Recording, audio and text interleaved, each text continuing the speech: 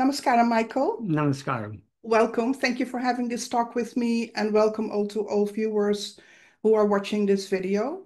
We are having a talk today about 8 key points that you wrote about in the introduction of a book that I independently compiled and published based on your translations and explanations. And I want to say that specifically because there was some confusion that people thought that you published the book in a cooperation with me, but I actually did it on my own, but I did got your permission for it. And yeah, as I said, you graciously wrote the introduction to that.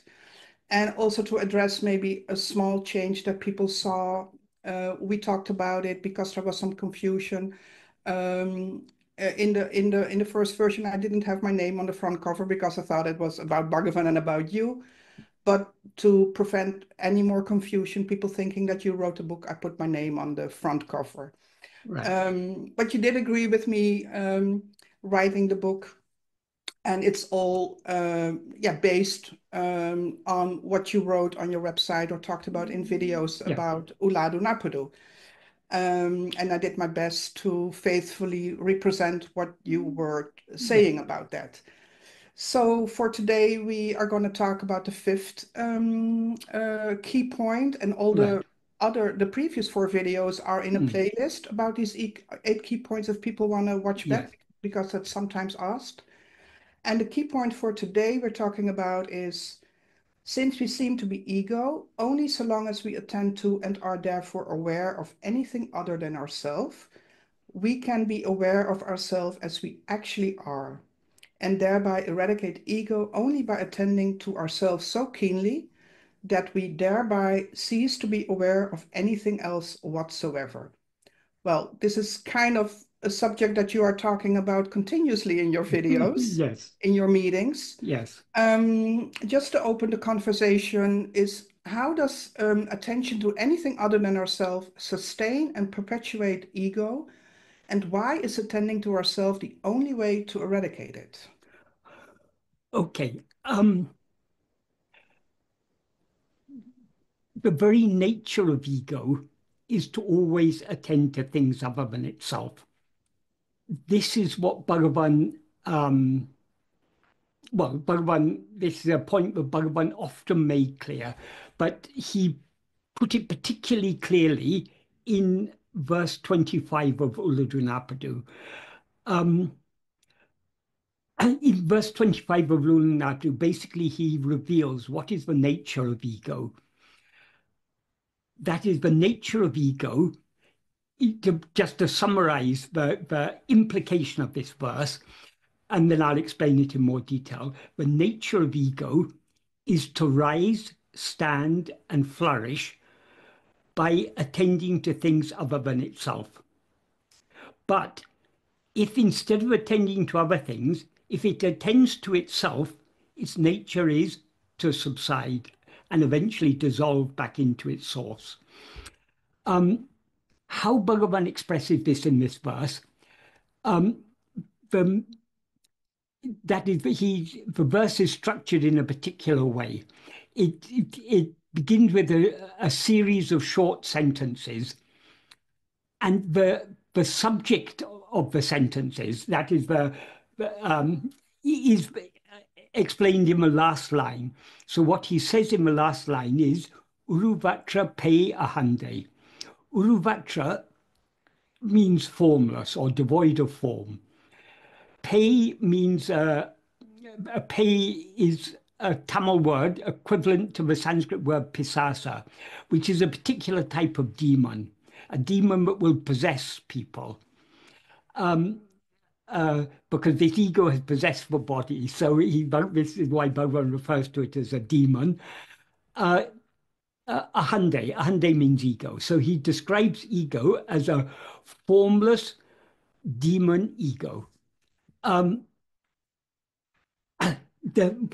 fact that he says it is formless is extremely significant, because it is forms that separate one thing from another. So every form is separate from every other form. But if something is formless, it's not separate from anything. So what is actually formless is the fundamental reality, which is Satchidananda. Sat means pure being, infinite being, being without any limit. Chit means awareness. Again, pure awareness, awareness without any limit. And pure awareness means awareness that is not aware of anything other than itself. In other words, awareness devoid of content, just mere awareness. But so in pure awareness, there's no object of awareness, but so all that pure awareness is aware of is its own being. So pure awareness is what is aware of itself as I am and aware of nothing else whatsoever. And Ananda. Ananda again is pure happiness, infinite happiness, happiness without any misery, eternal happiness. So this is our real nature. This is what we actually are. And this, because it is formless, it is infinite. It has no limits. Only anything that has limits is a form of one kind or another. When Bhagavan talks about forms, he's not just talking about physical forms. That is, any object or phenomenon is a form of one kind or another. So all thoughts, feelings, emotions, likes, dislikes, these are all forms because they're all things with certain characteristics that distinguish one phenomenon from another phenomenon. So all phenomena are forms. So in this verse, Bhagavan uses the word form, but we need to understand this is the sense in which he uses it. So when he says ego is formless, he's indicating that what ego essentially is pure awareness. But as pure awareness, it has no separate existence. As pure awareness, it's not ego. It comes into existence as ego by limiting itself to the extent of a form, as he said as he described in the previous verse, verse 24. So what he says, so as I say, the subject of this verse is ego, which is described as a demon because it's that which possesses other things. It possesses this body. And he describes it as formless. It has no form of its own. So since it has no form of its own, it's got no separate existence. So it's only when it identifies itself with a form that it seems to have a separate existence. So what he says from the beginning of the verse is, Urupatriundam. That means grasping form, it comes into existence. This is sometimes loosely translated as it comes into existence by grasping form. But that is not a very adequate, that's not the literal meaning. The literal meaning is just grasping form, it comes into existence. Why it is not correct to say by grasping form, it comes into existence is, but in order to grasp form, it must obviously exist. So it must have come into existence to grasp form. So what he implies there is that ego coming into existence and its grasping form are simultaneous. That is, ego cannot come into existence without grasping form because it has no, that is, it has no separate existence. When it doesn't grasp form, it has no separate existence. So it's just pure satchit, pure being awareness. Only when it grasps form does it have a separate existence. And when he says in this first sentence, grasping form, the form he's referring to is the body. But what he means by body is not just the physical form of the body. As he says in verse 5 of Uڵḷadu Nāṛpadu, Udal Panchakosa Uru. That means the body is a form of 5 sheaths. Adanal, Eindum, Udal Ennum Sollil Adongum. Therefore, all 5 are included in the term body. So when Bhagavan talks about body, he's talking about not just the physical form of the body, but all the 5 sheaths. The 5 sheaths are the physical form of the body, which is called the Annamaya kosha. That is the sheath composed of food. Then the life that animates this body, that is called pranamaya kosha, the sheath composed of prana. Prana can mean breath or life. Um, the mind, which is called manomaya kosha, which means the sheath composed of mind, and vijnanamaya kosha, which is the intellect. That is the sheath composed of vijnana, means intellect in this context, and anandamaya kosha. Anandamaya kosha means the sheath composed of happiness, but what it's referring to is the will, because the will, what we all, our most fundamental desire is the desire to be happy.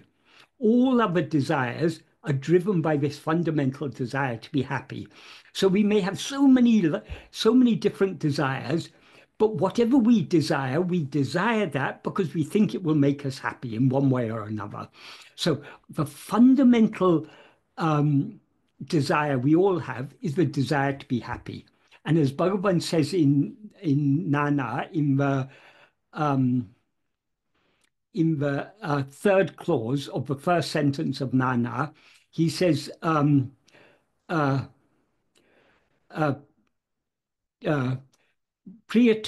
sukhame karanmadalalam, since happiness alone is the cause of love. That is, we like things because we believe they will make us happy. So we like those things which we believe will make us happy. We dislike those things which we believe will make us unhappy. So happiness and love are inseparable. Happiness is the cause of love, as he says there, and as he indicates in other places, love is the cause of happiness. That is, if we, when we love something, that thing gives us happiness. So the supreme love, the pure love, is the love for the one infinite reality, which is our own being. If we have love for that, that will give us infinite happiness, because its very nature is infinite happiness.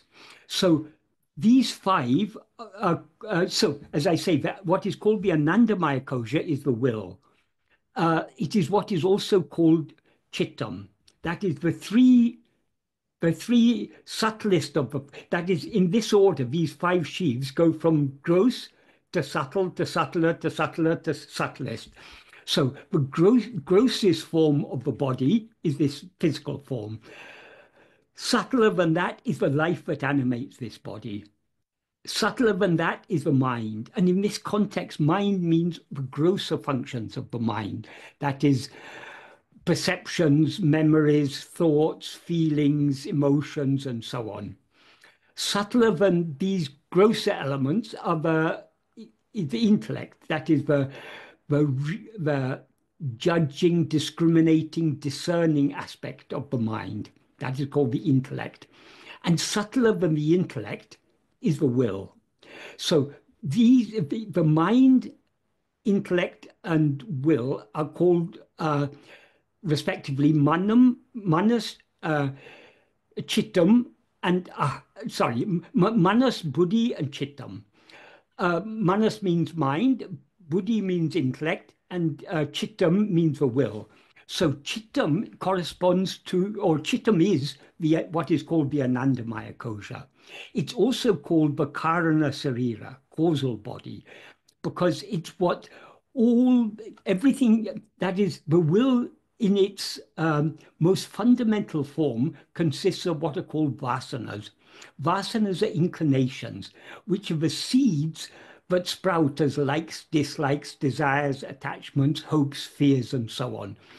So the vasanas are what are projected as all phenomena.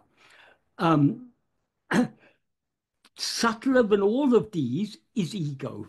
Ego is not one of the five sheaves. Ego is that which identifies all the five sheaves as I. So when Bhagavan says in this first sentence of verse 25, Uru Pancha Kosa Uru, Uru Patriyundam, grasping form, it comes into existence. The form he's referring to is this form of five sheaths that he refers to generally as body, but that consists of these five elements. The physical form of the body, the life, the mind, the intellect, and the will.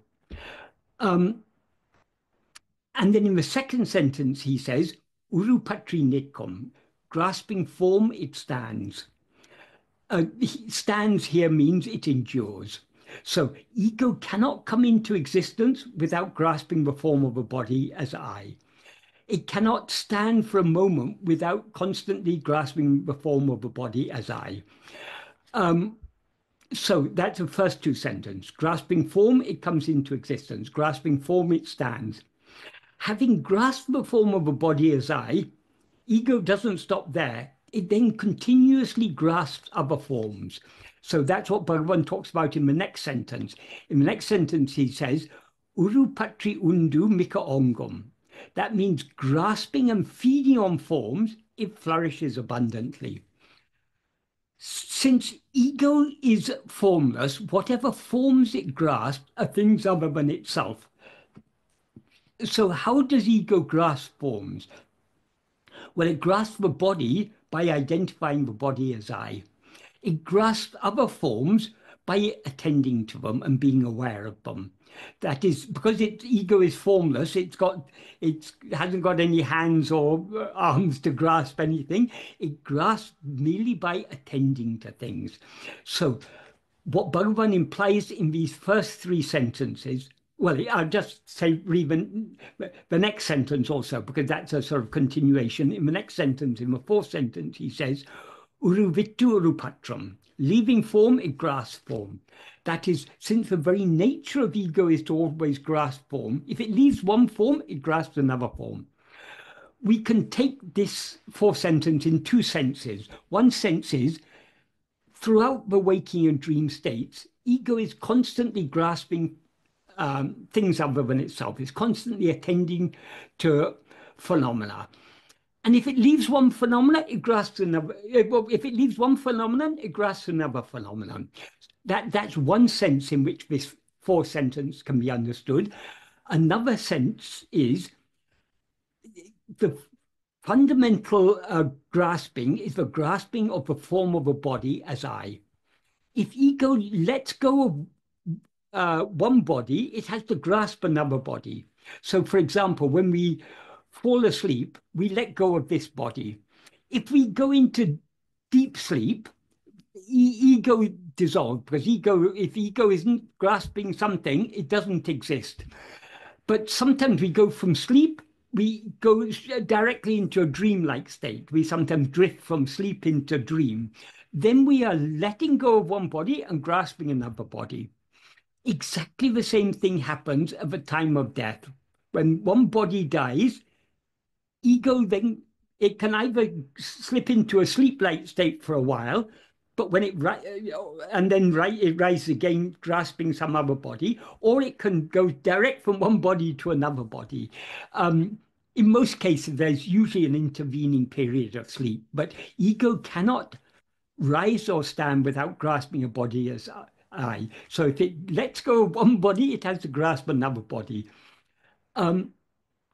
So in these first four sentences, grasping form, it comes into existence. Grasping form, it stands. Grasping and feeding on forms, it flourishes abundantly. Leaving form, it grasps form. What Bhagavan implies here is the very nature of ego is to grasp form. And it grasps form by attending to it. So what he implies is the very nature of ego is to constantly attend to and be aware of things other than itself, forms or phenomena. So since such is the nature of ego, what happens if ego, instead of trying to grasp any form, if it tries to grasp itself, what happens? That is what he indicates in the fifth sentence, in which he says, Hedinal otum pidicum. That literally means, if seeking, it takes flight. There's neither, for in that clause, if seeking, there's neither an explicit subject or object. What is to seek, what is not explicit, but what is clearly implied there is, if ego seeks to know, who am I? If it seeks to know what it actually is, if it seeks its own reality, in other words, if ego turns its attention away from all phenomena, all forms, back towards itself to see who am I, autem pidicum. Autem pidicum means it takes flight. In other words, it runs away. It disappears.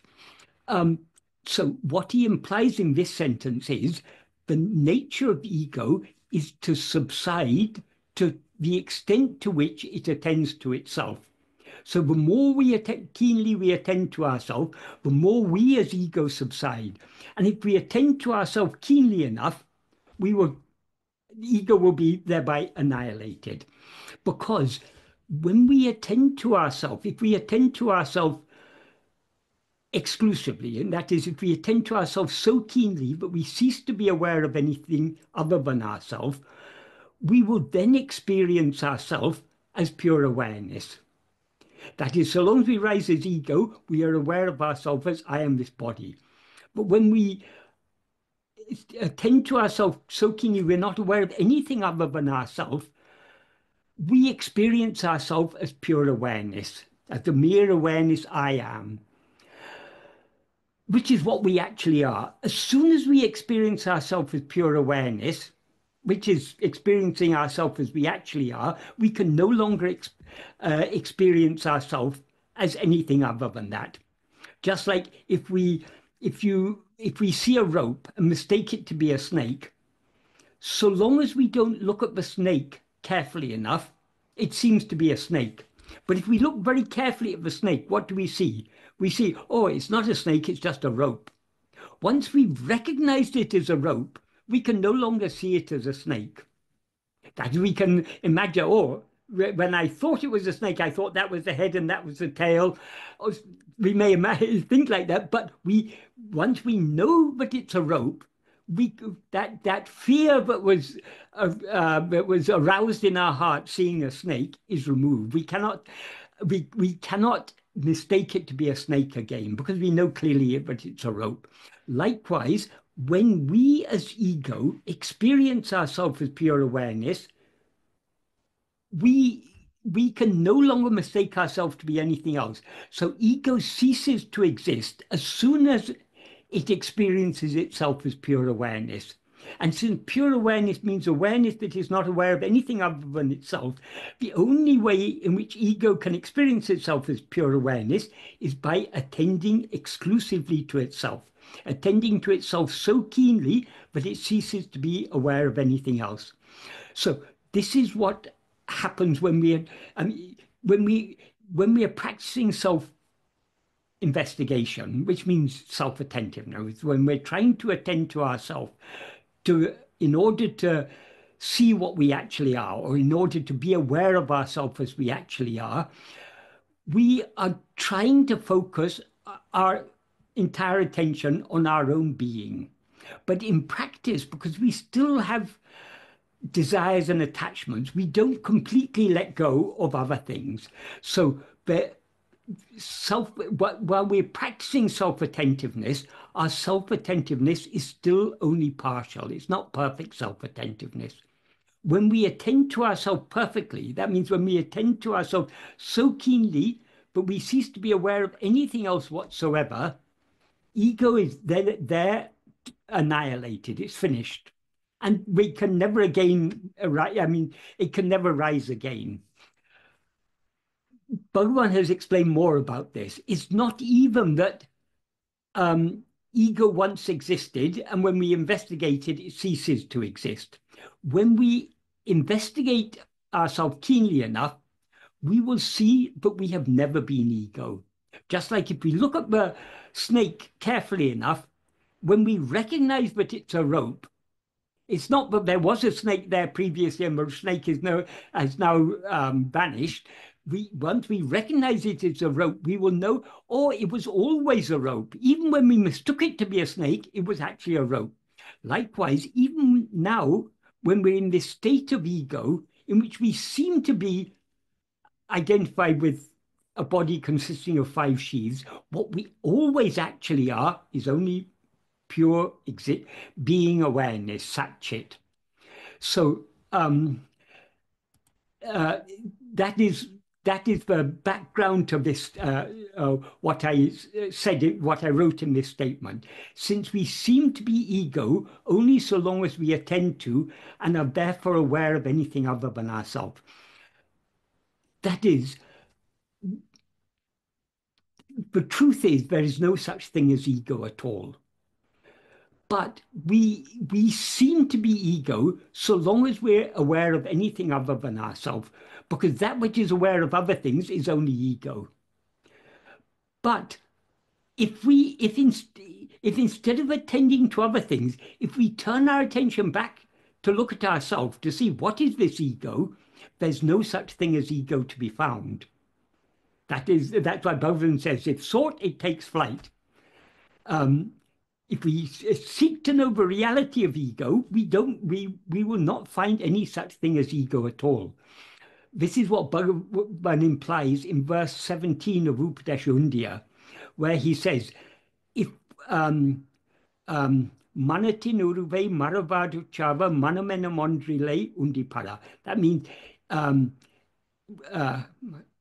when one investigates without forgetting, when one investigates the form of the mind without forgetting, there's no such thing as mind at all. That is, if we there what he refers to as mind, well, he says the form of mind, what the mind essentially is, the essential nature of the mind is only ego.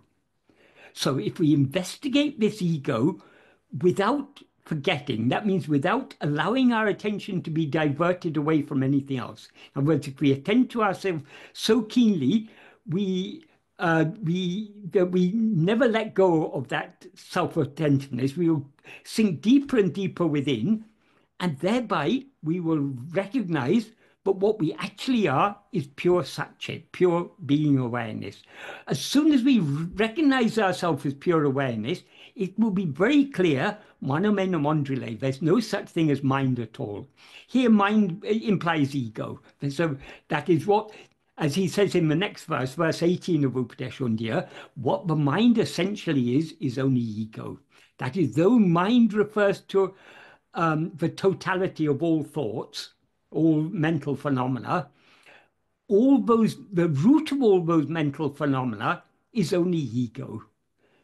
What he refers to in that verse as the thought called I. Thought called I means ego. So all other thoughts exist only in the view of ego. So without ego, no other thoughts could arise. So all other thoughts are objects, whereas ego is the subject. Other thoughts are things, objects that are known. Ego is the knower of them. So ego is the root. What the mind essentially is only ego. So when he says it was clear there's no such thing as mind at all, that means there's no such thing as ego at all. So we seem to be ego only so long as we do not look at ourselves. So long as we're looking at other things, we seem to be ego. But if we look at ourselves, if we attend to ourselves keenly enough, it'll be clear that there's no such thing as ego at all. So coming back to this statement that I wrote, since we seem to be ego only so long as we attend to and are therefore aware of anything other than ourselves, I think I've explained that, we can be aware of ourselves as we actually are and thereby eradicate ego only by attending to ourselves so keenly that we thereby cease to be aware of anything else whatsoever. That is, so long as we're aware, even to the slightest extent, of any form or phenomenon, we still seem to be ego. So we need to attend to ourselves so keenly that we thereby cease to be aware of anything else. If we do so, then we'll be aware of ourselves as pure awareness and ego will be annihilated. Here there's another important point to be clarified. Many people think the aim of self-investigation is to give up thought, to cease thinking. But that is not our aim, because as Bhagavan pointed out, we cease thinking every night when we fall asleep. What happens when we cease thinking? That means when we cease grasping form, when we cease being aware of any phenomena, what happens? Ego disappears. But though ego disappears, it isn't destroyed. It ceases to exist temporarily, but because it hasn't been annihilated, it rises again. So sleep is what is called a state of manolaya. Manolaya means a temporary dissolution of mind, whereas what we are seeking is manonasa, which is permanent dissolution of mind. So just when we fall asleep, we are free of ego and therefore free of all thoughts. So it's a very pleasant state to be in. But sooner or later we arise again. Why? Because we go into sleep not because of attending to ourselves. We go into sleep because we are too tired to continue rising and grasping form. So out of sheer exhaustion, we fall asleep. There are other states of manolaya, but what distinguishes manolaya from manonasa is all states of manolaya are brought about by some means other than self-attentiveness. For example, swoon is a state of manolaya. If we're maybe walking in the hot sun, for example, we may suddenly swoon and fall over. So that's brought about by the environment. We may general anesthesia is a state of manolaya. We entered general anesthesia because of the certain anesthetic drugs we're given, and we therefore cease to be aware of the body, and we as ego we subside back into our source, but only temporarily.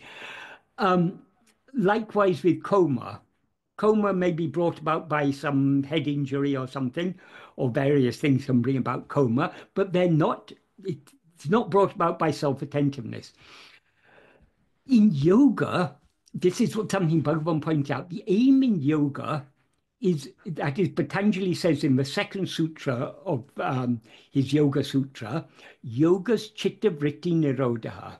Yoga is stopping the chitta vritti means we can loosely translate it as thoughts, but it's a more a better translation of chitta vritti, I would say, is mental activity. So yoga is stopping mental activity. So the aim in yoga is to stop the movements of the mind. In other words, to bring the mind to a standstill. When the mind is brought to a standstill, it ceases to grasp any form, so it subsides.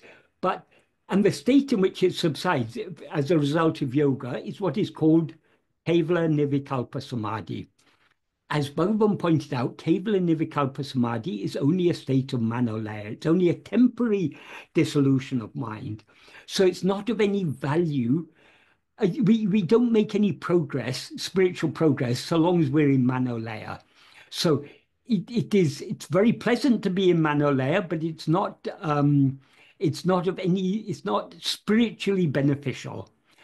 That's why, to illustrate that, Bhagavan often used to tell a story of a yogi on the banks of River Ganga who was very adept in going into Nirvikalpa Samadhi.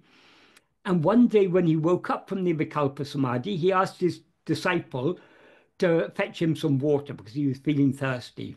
So his disciple went to a nearby river to fetch water. But by the time he came back with water, the yogi had again immersed himself in Nirvikalpa Samadhi. And this time he immersed himself in that Samadhi so deeply that he remained in that state for 300 years. Because he was so deeply absorbed in Nirvikalpa Samadhi, all the physiological processes slow down, the breathing, the heart rate, and everything. So the body can remain in a state of Nirvikalpa. When the mind's in a state of Nirvikalpa Samadhi, the body can remain for a considerable time. So after 300 years, he woke up, and the first thing he did was he asked, "Where's my water?" He asked angrily. Um, of course, the disciple had passed away centuries before. The nearby village had, well, the river had changed course. So it was several miles away. And because the river had changed course, the village had also moved closer to the river. And so he was actually sitting in the midst of a dense jungle. But what Bhagavan pointed out was the last thought in his mind before he went into Nirvikalpa Samadhi was the first thought that arose as soon as he woke up from Nirvikalpa Samadhi. That means not even the most superficial thought in the mind was destroyed, in spite of being 300 years in Nirvikalpa Samadhi. Therefore, all the vasanas that give rise to thoughts, they remain intact. We can't weaken the Vishaya vasanas in any state of Manolaya because the mind's not then active. And when the mind rises again, it wanders under the sway of its vasanas, as Bhagavan says in the eighth paragraph of Nana. Therefore, he concludes that paragraph by saying, therefore, pranayama, that is breath restraint, which is one of the principal techniques of yoga, is a means to is an aid to restrain the mind, but cannot bring about manonasa. Manonasa means annihilation of mind, the permanent dissolution of mind. So merely withdrawing our attention from other things is not Bhagavan's path. Bhagavan's path is attending to ourself. When we attend to ourself, if we attend to ourself keenly enough, thereby our attention will be withdrawn from everything else. But if we withdraw our attention from everything else by any other means, as the yogis, for example, do, we will end up only in manolaya, not in manonasa. So the self-attentiveness is essential because only by self-attentiveness can we, as ego, experience ourself as pure awareness.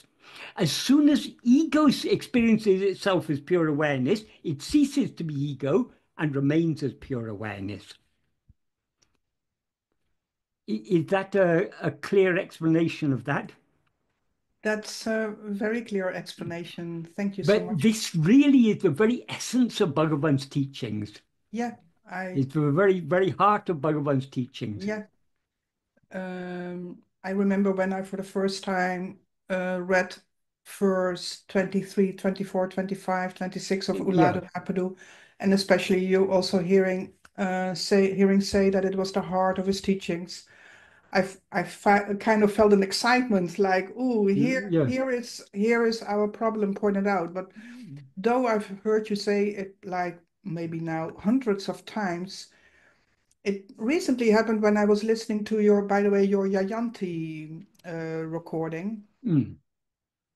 that it's a bit of a strange experience in that way that suddenly, even though I've heard it many times, something suddenly seems to click even more. Yeah.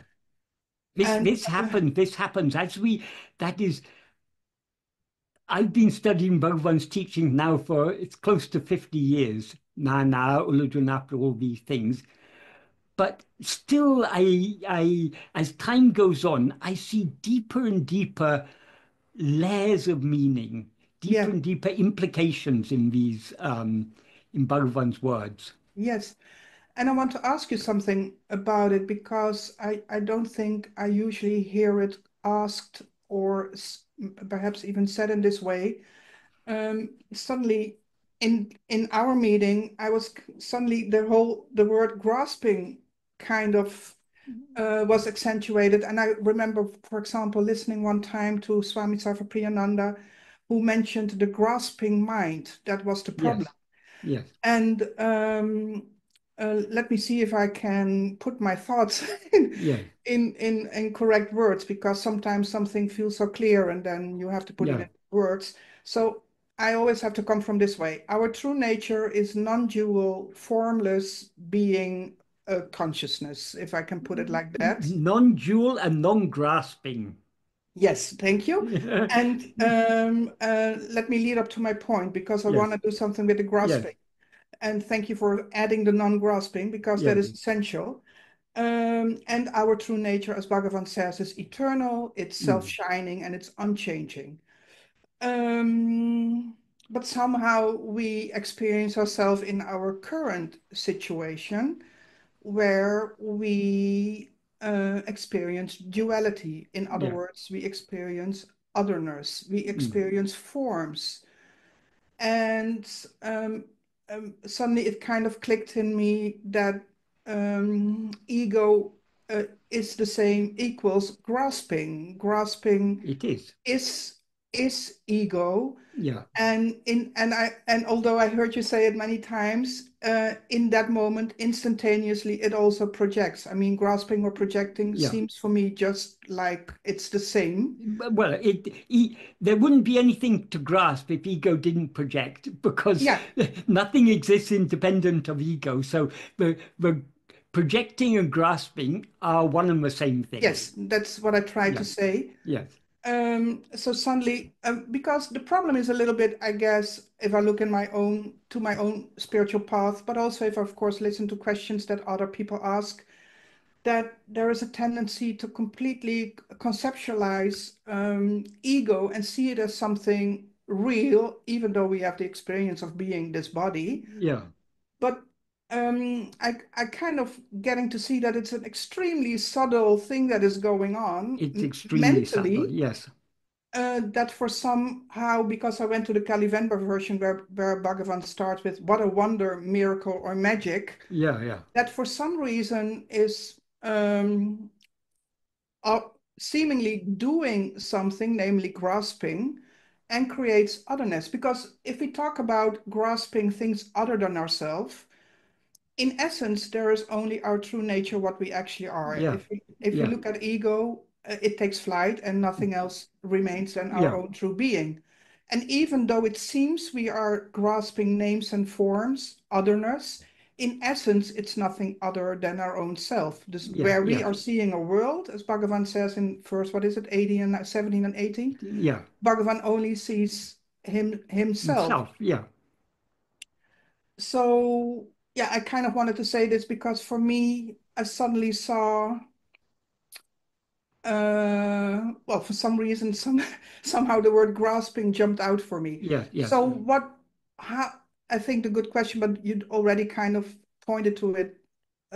We need to stop grasping. I think that Yes. is what we need to do. But we can And stop, since the very nature of ego is grasping, yeah, we can stop grasping other things only by grasping ourselves, yes, grasping our own being. But yes, because we are formless, when we try to grasp ourselves, ego has got nothing to hold on to, so it subsides and yes, dissolves. yes.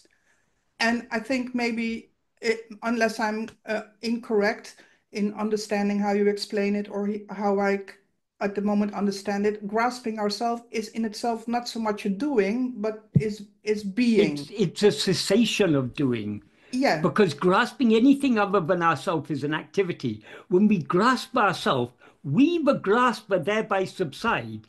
yeah, So when the doer subsides, the doing also subsides. So yeah, to the extent to which we grasp ourself, it is not a state of, it's not a doing, but a state of just being.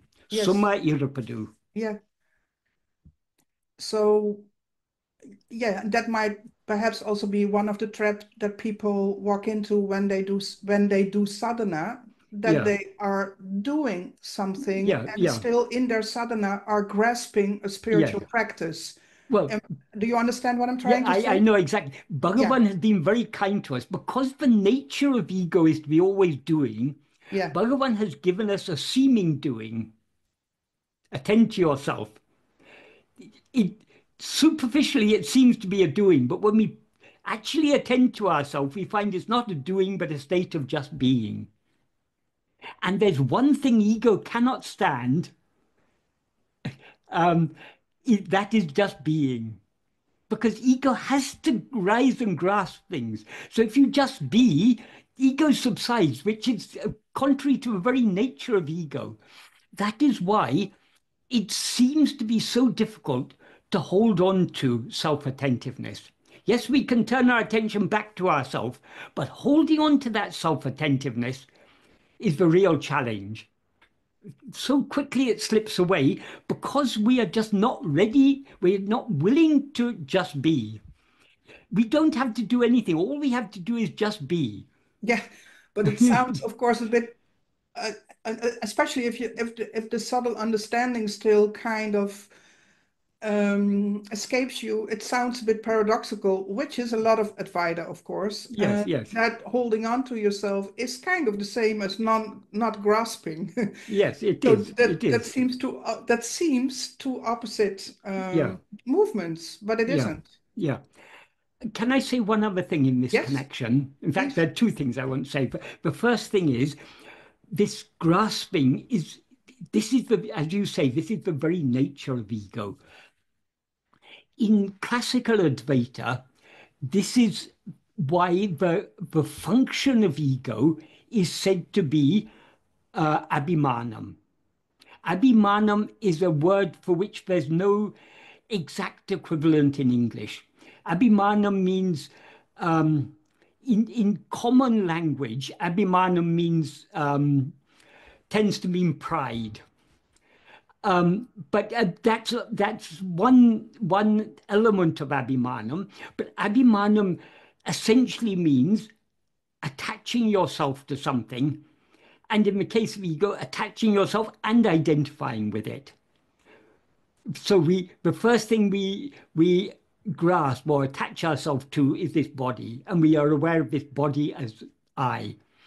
And then through this body, we grasp, we identify with so many things. I belong to such and such a country. I belong to such and such a religion. I belong to such and such a political affiliation, and so on and so forth. We identify ourselves with so many things that the fundamental identification is the identification I am this body. But having identified ourselves with I am this body, we then identify ourselves with so many other things, so many ideas, so many things. And we also identify ourselves with property. This is my property. This is my house. This is my car. This is my husband. This is my wife. This is my family. Uh, um, so this this I am mine is all that the nature of ego is to is to identify this body consisting of five sheaths as I and so many other things as mine. So this is the nature of abhimanam. So abhimanam means both grasping or attachment, and it also means identification. In the There's a term in Sanskrit, which is a term Bhagavan often used, which is antakarana. Antakarana means the inner instrument. And the inner instrument is often described as having four parts. That is manas, buddhi, chittam, and ahankaram. But these are not actually four different things. As Bhagavan said, antakarana is one. It has four different functions. So the function of the mind is perceiving, remembering, thinking, feeling, all these things. The function of intellect is discerning, judging, reasoning, and so on. The function of will is liking, disliking, desiring, and so on. The function of ego is identifying all these things as I. That is the three of these, the manas, buddhi, and chittam, the mind, intellect, and will, they are three of the five sheaths, the subtlest three of the five sheaths. Whereas ego is not a sheath. Ego is that which identifies all five sheaths as I. That's one point I wanted to make. Another point I wanted to say earlier, but I thought of it, but I was explaining something else a minute, slipped my mind. That is, regarding the fact that I was saying that in the first sentence of verse 25, Bhagavan says, grasping form, it comes into existence. And I was explaining why it doesn't mean by grasping form, it comes into existence. But in this connection, I want to point out what Bhagavan often said. But sometimes people used to ask Bhagavan, why does ego exist? And he said, because of avichara. Avichara means non-investigation. In other words, because we don't attend to ourselves, we seem to be ego. However, that doesn't mean that avichara is the cause for ego, because avichara is the very nature of ego. There's no avichara before ego. So it's the very nature of ego is to not investigate itself. The very nature of ego is to attend to things other than itself. But this term avichara, non-investigation, is the Bhagavan used. It's also often in many texts, and Bhagavan also used this word often. It's often called pramada. Pramada means negligence. In this context, it means self-negligence. We are so interested in attending to other things, we overlook ourselves. We neglect to attend to ourselves. Just like we go to a cinema to watch a film, though we sit there for 2 or 3 hours looking at a screen, we neglect the screen, we overlook the screen, we don't notice the screen. All we notice is the pictures on the screen, because the pictures seem to be so much more interesting than the screen itself. So in the same way, the background to all experience is the fundamental awareness I am, like the screen in the cinema. But instead of attending to this awareness I am, we're constantly attending to other things. So when Bhagavan said, ego exists because of avichara, he didn't mean that avichara is the cause for the rising of ego. What he meant is, so long as we persist in avichara or pramada, in other words, so long as we persist in not attending to ourselves, we will continue rising as ego. If we want to put an end to the rising of ego, the solution is the opposite of avichara, which is vichara, in other words, attending to ourselves. This is why there's a famous passage in the Mahabharata. Everyone knows the Bhagavad Gita is part of the Mahabharata, but it's not the only important spiritual text in the Mahabharata. There are many of them. One of the other spiritual texts that is included as part of the Mahabharata is a text called Sanat Sujatiam, I think it's called. Oh, Sujatiam. Maybe it's called Sujatiam. It is teachings given by the sage Sanat Sujata, who's one of the 4 Sanakadi rishis. And in that he says, in one place, pramada ve mrityu. That is, pramada alone is death. Sada apramada is immortality. That is, not attending to ourself is death. That is, we so to speak, by rising as ego, we die to our real nature, which is Brahman. So he says, pramada itself is death. Sada apramada means eternal non-negligence is immortality. So our aim is that to be eternally non-negligent. In other words, to be eternally vigilant, to be eternally self-attentive. That passage in Sanat Sujata, it's also quoted in Adi Shankara quotes it in Vivekachudamani, and it's a passage Bhagavan also often used to refer to, because it really summarizes everything. Yeah, that's beautiful. Eternally self-attentive. Yes. Yeah, that is like what Bhagavan also said, the ever-speaking silence. Exactly, yes. Yeah. Yeah. Eternally self-attentive is that is eternally self-attentive is pure awareness. Yes. It's our very nature. It's what we always actually are. Yeah. Yeah. Beautiful. Not that pure awareness has to attend, because the attention is a function of the mind. Only when we rise as ego, we become aware of so many other things. So then we have a choice of focusing our awareness on this thing or that thing. That is what is called attention. But that's why this eternal non-negligence is a very beautiful way of expressing it. Beautiful, yeah. Yeah, and I heard it as Sat is Chit and Chit is Sat in that way. Yeah, Yeah, yeah, yeah, exactly, exactly. Just be, just being, as Bhagavan says in verse 26 of Upadeshundiya, Tanai iritle, tanai aridalam. Being oneself alone is knowing oneself. Tani rendatradal, because oneself is devoid of two. yeah, There's not one self to know another self. yeah, yeah, yeah. Knowing anything other than ourself is an activity. Yeah, Knowing ourself is just a state of being. yeah,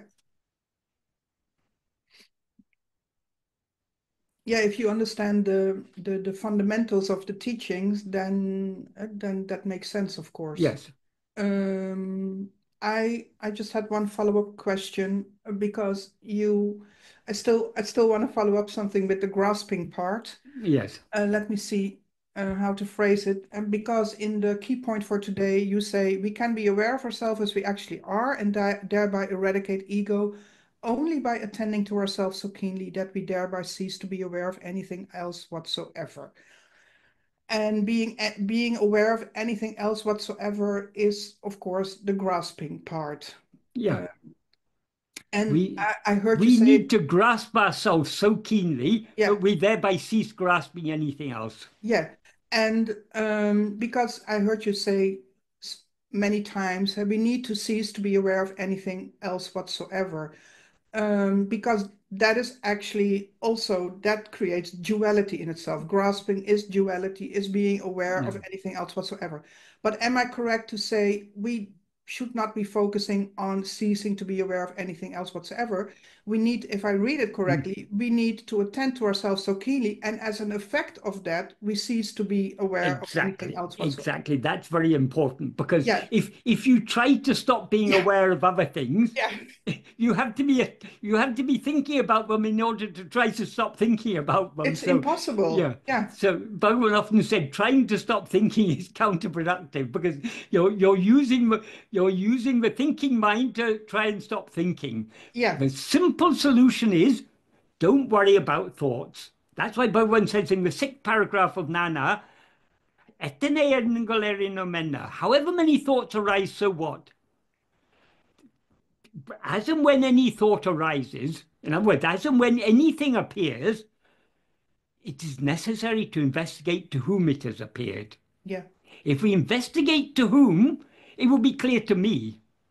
And if we then investigate who am I, the mind will return to its birthplace. In other words, it will subside. yeah, What he means there when he says it's necessary to investigate to whom means we are turning our attention away from whatever appears back towards ourselves, the one to whom it appears. And when he then says, if one investigates who am I, investigating who am I means holding on to the self-attentiveness. So investigating to whom is turning our attention back to ourselves. Investigating who am I is having turned our attention back to ourselves, holding on to that self-attentiveness yeah, without letting it slip away. yeah. Yeah, because also for viewers, and of course, I mean, I recognize the whole process also in my own spiritual path. But if we're talking about ceasing to be aware of anything else whatsoever, and you said it doesn't matter, no matter, no, or Bhagavan said it by the way in Nanyar, no matter how many thoughts arise, Yes, but you could also say it doesn't matter how much the mind grasps or the ego. It doesn't matter how much vasanas arise, and don't just turn your attention yeah, inwards and be exactly, self-attentive exactly, over and exactly. over again as as long as there is an Yeah, I who is doing that in that's why essence. Bhagavan says after saying that the mind will return to its birthplace, that means its source. In other words, the mind will subside, and the thought that has risen will also subside. He then says the next sentence, which is very important: "Ipati paraka paraka manataku tan pirapiditil tangi nikam shakti adikadikindradu." That means ipati paraka paraka means when one practices and practices in this way, For the mind, the strength, the power to remain subsided in its source will increase. Yeah. So this persistent practice is absolutely essential. It's the only way to weaken the Vishaya vasanas, the inclinations to go outwards, and to strengthen the love to be as we actually are. Yeah. Yeah. And I guess, and you must experience that a lot, of course, even asking a lot of questions about this teaching. Well, you know how many questions can arise. I'm even asking questions, Yes, but yeah, yes, is in itself a way. I can sometimes see that is also a very subtle way of ego or of grasping.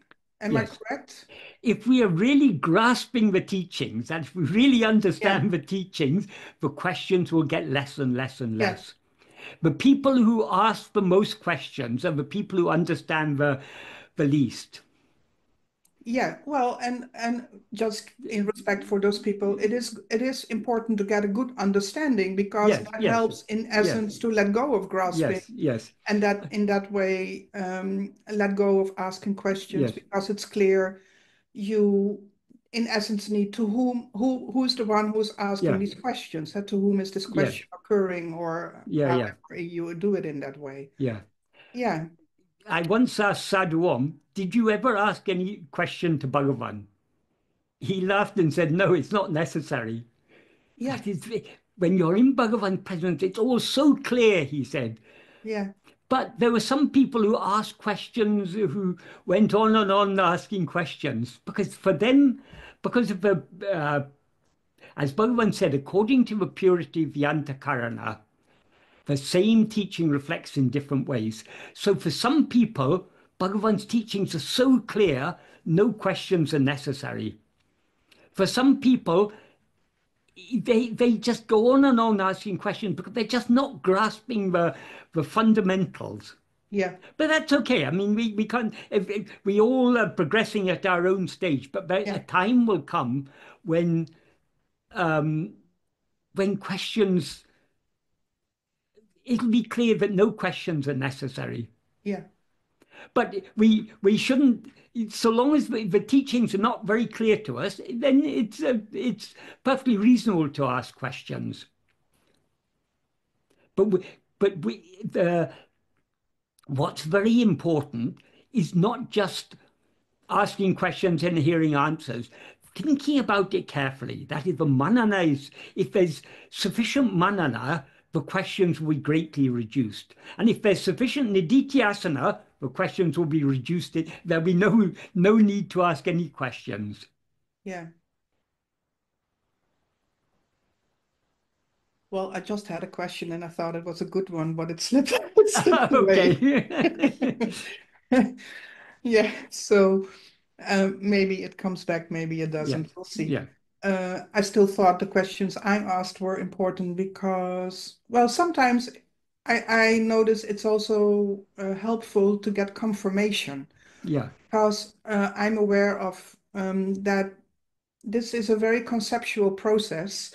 Mm. And in trying to understand the teachings, you can create new false conceptions. Yes. Yes. Now Yes. I remember what I wanted to say. I'm also very much aware, though there can be a sense of, oh, this is actually very simple and very clear. Yeah. Um, uh, but in the same day, you get confronted again with grasping. Mm. So I'm aware of that it's seemingly it seems to be a very deeply ingrained habit to grasp. That's what I wanted to Oh, say. it The is habit of extreme. grasping. It is Yeah, extremely deeply, because it's the very nature of ego. yeah, Ego cannot exist without grasping. yeah.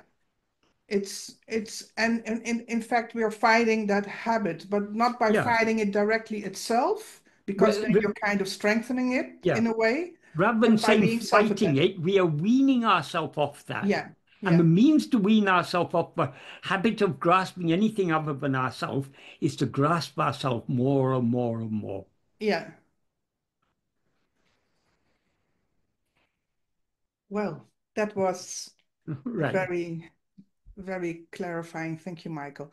I wanted to ask Sean, is there a follow-up question you want to ask? Yes, I would like to highlight how you just defined who am I, because that's extremely unusual, I would say, for the vast majority of seekers, how you're defining that. So if you could just sort of reiterate it so everyone hears it again. It's even strange because most of us think that it's a question. And you've always said it's an investigation, a looking, a seeing what it is, that we are that.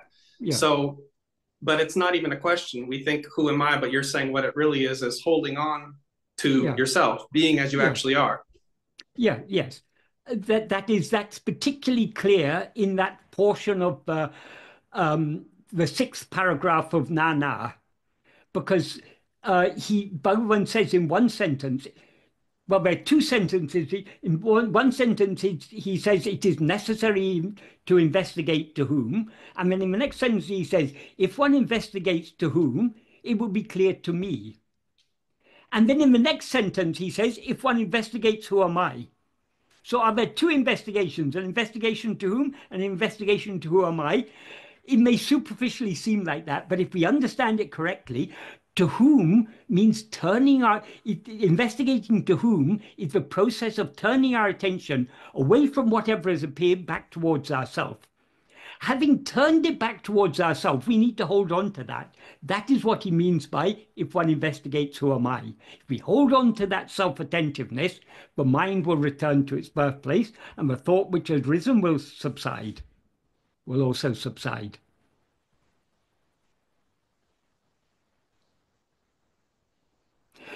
In that passage, Bhagavan very clearly says the verb he uses is vichari, which means investigate. So he doesn't at all talk about asking who am I, or he says investigating who am I. In the second sentence of that paragraph, in the first sentence, he says, it's only by the investigation, who am I, that the mind will cease. In the next sentence, he says, just like the stick used for the funeral pyre, the thought, who am I, destroying all other thoughts, will in the end itself be destroyed. There he uses the term, the thought, who am I. People take that to mean thinking, who am I? That's not what he means. The thought, who am I, it's a metaphorical way of saying what he said in the previous sentence, which is in the investigation, who am I? Why he calls it a thought, when we direct our attention to anything other than ourselves, that directing of our attention to anything other than ourselves is what is called thinking. So since we're directing our attention back to ourselves, we can metaphorically call this thinking. Like in later paragraphs, in the 10th paragraph, he says, he uses the term swarupa dhyanam. Dhyanam means meditation. Meditation means thinking. So swarupa dhyanam, it means meditating on oneself or thinking of oneself. It's very clear from the context, he means just self-attentiveness. Again, in the 13th paragraph, he starts with the word Atma-chintane. Atma-chintane literally means a thought of oneself. But what he says there is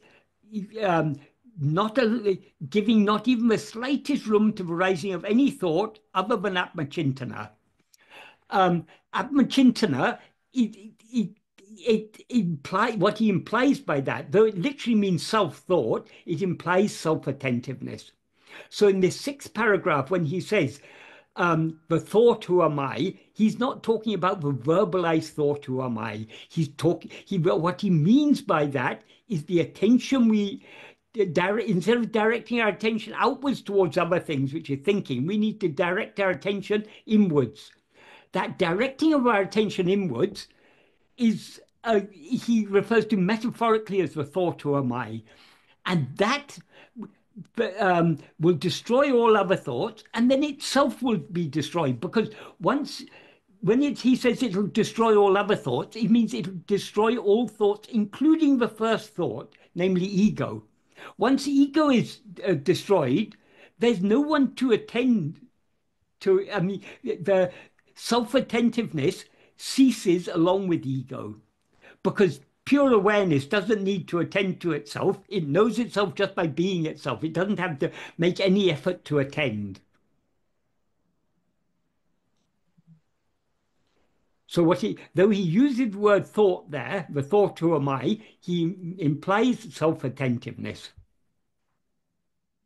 And self-attentiveness is a type of grasping ourself, but it really isn't grasping, it's just subsiding. Yeah, exactly. It's exactly. He describes it elsewhere as thinking without thinking. I think in Arunachashtakam or somewhere, I think he refers to it. And I know in Arunachashtakam, he says when the mind is ground on the stone called mind. That's a beautiful way of describing this self-attentiveness. That is, he's using the analogy of if you find a rough-cut diamond and you want to make it shine, you have to grind it on a very hard stone to cut the faces. So just like grinding a gem, to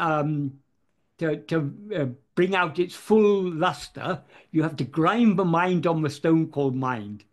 In other words, mind needs to attend to itself. Okay, was it an answer to your question, Sean? Yes, thank you very much, Michael. Yeah, Okay. that was nicely connected again with the grasping part. Yeah. So if that's okay for you, Michael, I think we can go to the questions that were asked. Yes, certainly. They have been asked under an announcement video on the Q&A channel. Yes. So we will go through them in order. But before that, there was another question that came through me through Messenger on Facebook. Oh yeah, I forgot about that one. And it was already a question asked to me about 4 months ago if I would have a next meeting with you. So, so I think it's best to start with that one. And Right. To give a little bit of context with this question, the interesting thing was it also came up in a discussion that I had with someone on Facebook. It is related to some handwriting of Bhagavan in the mountain path, where he writes, amongst others, the self. And it might be nice, I thought, since it is possible, if I could shortly show it for people to see on the screen. Let me quickly, there it is. I think it must, can you see it? Yes, now we can. Yeah. So here we have an example of Bhagavan's handwriting, which is, by the way, beautiful.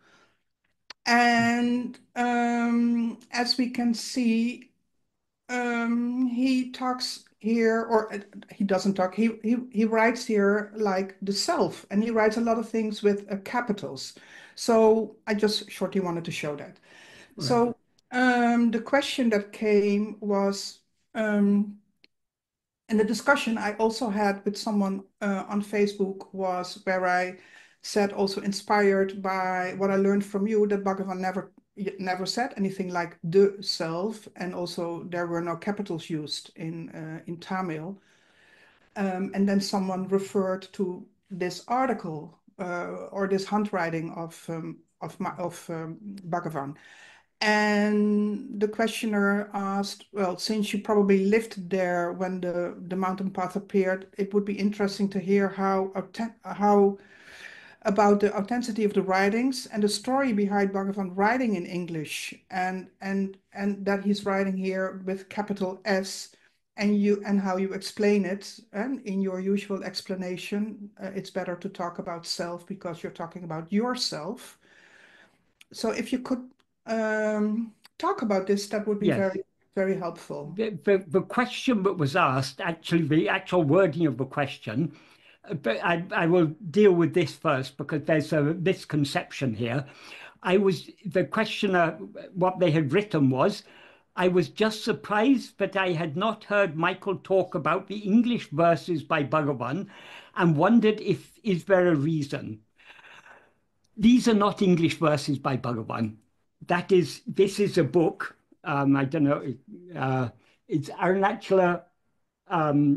This is the same text that Bhagavan copied before it was printed as a book.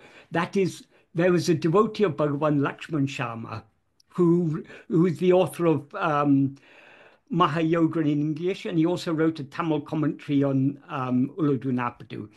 He wrote a commentary in Sanskrit verse on Arunachala Pancharatnam, the 5 gems to Arunachala composed by Bhagavan. And so he wrote the commentary in Sanskrit verses, and he himself translated it into Tamil and into English. What this sample of Bhagavan's handwriting is simply Bhagavan copying Lakshman Sharma's English translation of his Sanskrit verses on Bhagavan's works Arunachala Pancharatnam. So these are not English verses written by Bhagavan. The reason Bhagavan used the term the self is he's copying. He's copying what exactly as Lakshman Sharma wrote it. So Bhagavan often copied things. In that article in the Mountain Path, or that also comes on the Arunachala Ashram website, somewhere I think it's mentioned that this is the only sample of Bhagavan's handwriting in English. I think that isn't correct. I think I also saw somewhere Chadwick had translated some of Bhagavan's verses into English verses, and there's a copy of some of those Chadwick's translations were also copied by Bhagavan. But just because Bhagavan copies something doesn't mean that he approves it. If he's asked to copy something, he'll copy it as it is. And as you say, he's got very beautiful handwriting. So there are relatively few samples of Bhagavan's handwriting in English. There are many samples of his handwriting in Tamil and Sanskrit, Malayalam. Bhagavan often copied texts. He even sometimes translated things. I think someone asked him to translate Ramana Gita, that is Kavyaganta's work, Ramana Gita, into Malayalam, and Bhagavan translated it as it was. He didn't correct it. In the second chapter of Ramana Gita, Kavyaganta interprets one of Bhagavan's verses, saying Bhagavan is talking about 3 paths. This is the famous verse, Hridaya Guhara Madhye, which Bhagavan composed for Jagadisha Sastri and signed Jagadisha Sastri to indicate that it's Jagadisha Sastri's ideas, though most of it is actually Bhagavan's teachings. There's one idea there, which is not Bhagavan's teachings, and it's obviously Jagadisha Sastri's. That is, Bhagavan says, the verse ends by saying, be fixed in Atma-vichara, in self-abidance, or be firmly fixed as yourself by the mind diving by self-attentiveness, or by Pavla-chalana-rodha, by restraining the movement of the breath. Bhagavan has made it clear, mano-nasa, the destruction of mind, cannot be achieved by pranayama. So merely by stopping the movements of the breath, you can't become established in Atma-vichara. You can subside into laya, but that's not what is meant by Atma-vichara. Atma-vichara means being as one is. But Kavyaganta, when Bhagavan translated that verse into Tamil, he translated it and he made it very clear. He said, by diving, attending to oneself, or by diving, controlling the breath. So he makes it clear that diving is not a separate path. Diving here means, well, rather than diving, we can translate it as sinking. Sinking means subsiding. But Kavyaganta in Ramana Gita interpreted it as 3 paths: diving, attending to yourself and controlling the breath. So when Bhagavan translated that into Malayalam, he translated it, though he made it clear in his Tamil translation that that's not a correct interpretation, he translated it as it was in Malayalam because someone asked him to translate in Malayalam, someone who didn't understand Sanskrit but wanted to know the meaning of Ramana Gita. Bhagavan translated it as it is. But that doesn't mean Bhagavan has approved Ramana Gita, because he himself said, well,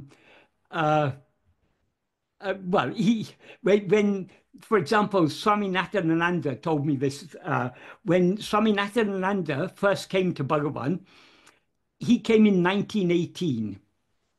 So that was before before anyone knew about Nana. Nana hadn't been published. It was before Bhagavan had composed Upadesha Undiyar, Uڵḷadu Nāṛpadu, any of these works. So the only writings of Bhagavan that were available in those days were Arunachal Stuti Panchakam and Bhagavan's translation of Viveka Chudamani and his translation of David Kalotram. That was just about all that was available from Bhagavan directly. And two of those were translated works. So when Kavyaganta was writing this Ramana Gita, everyone was praising this, saying, oh, this is the essence of Bhagavan's teachings. Nathanananda was a Tamil Pandit and a poet, but he didn't know Sanskrit.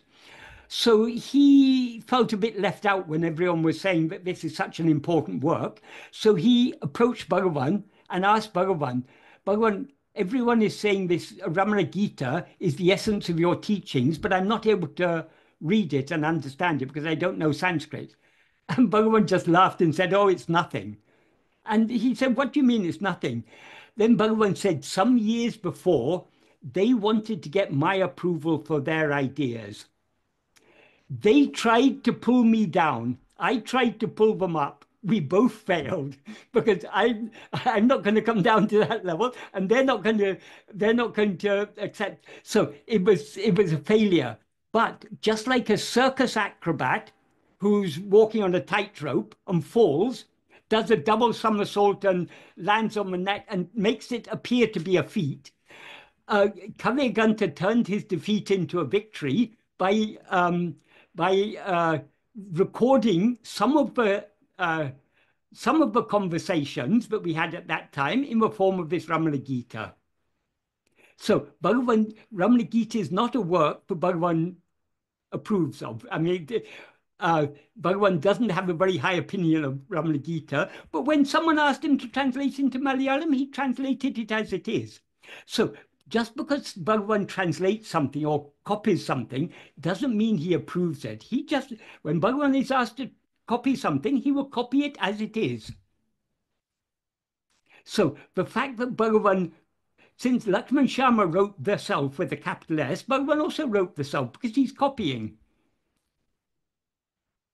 I hope that's an adequate answer to that question. Yes, it seems to me an adequate answer. You could also see in well, if you're familiar with Lakshman Sharma's work, you could already recognize words as the quest, which is something very specifically that he wrote about. But his name is also mentioned in the mountain path. Yeah.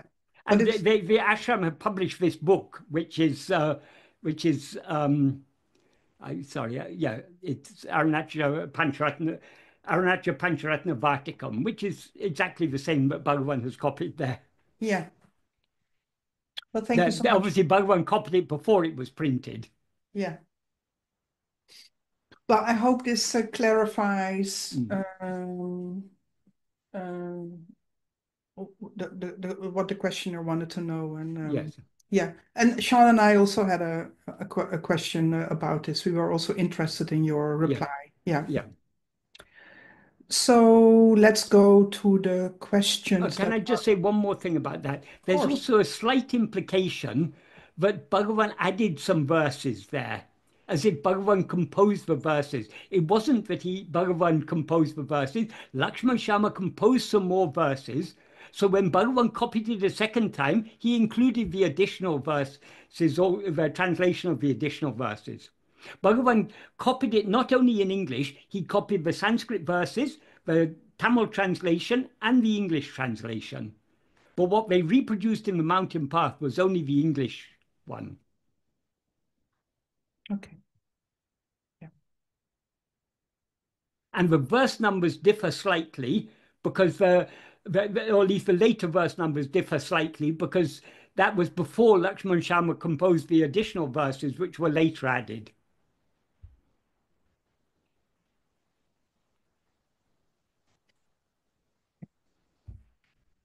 Are you ready for the next question, Michael? Yes, yes. It might be that we already talked about this. Please explain self-inquiry as practiced by Michael James. Well,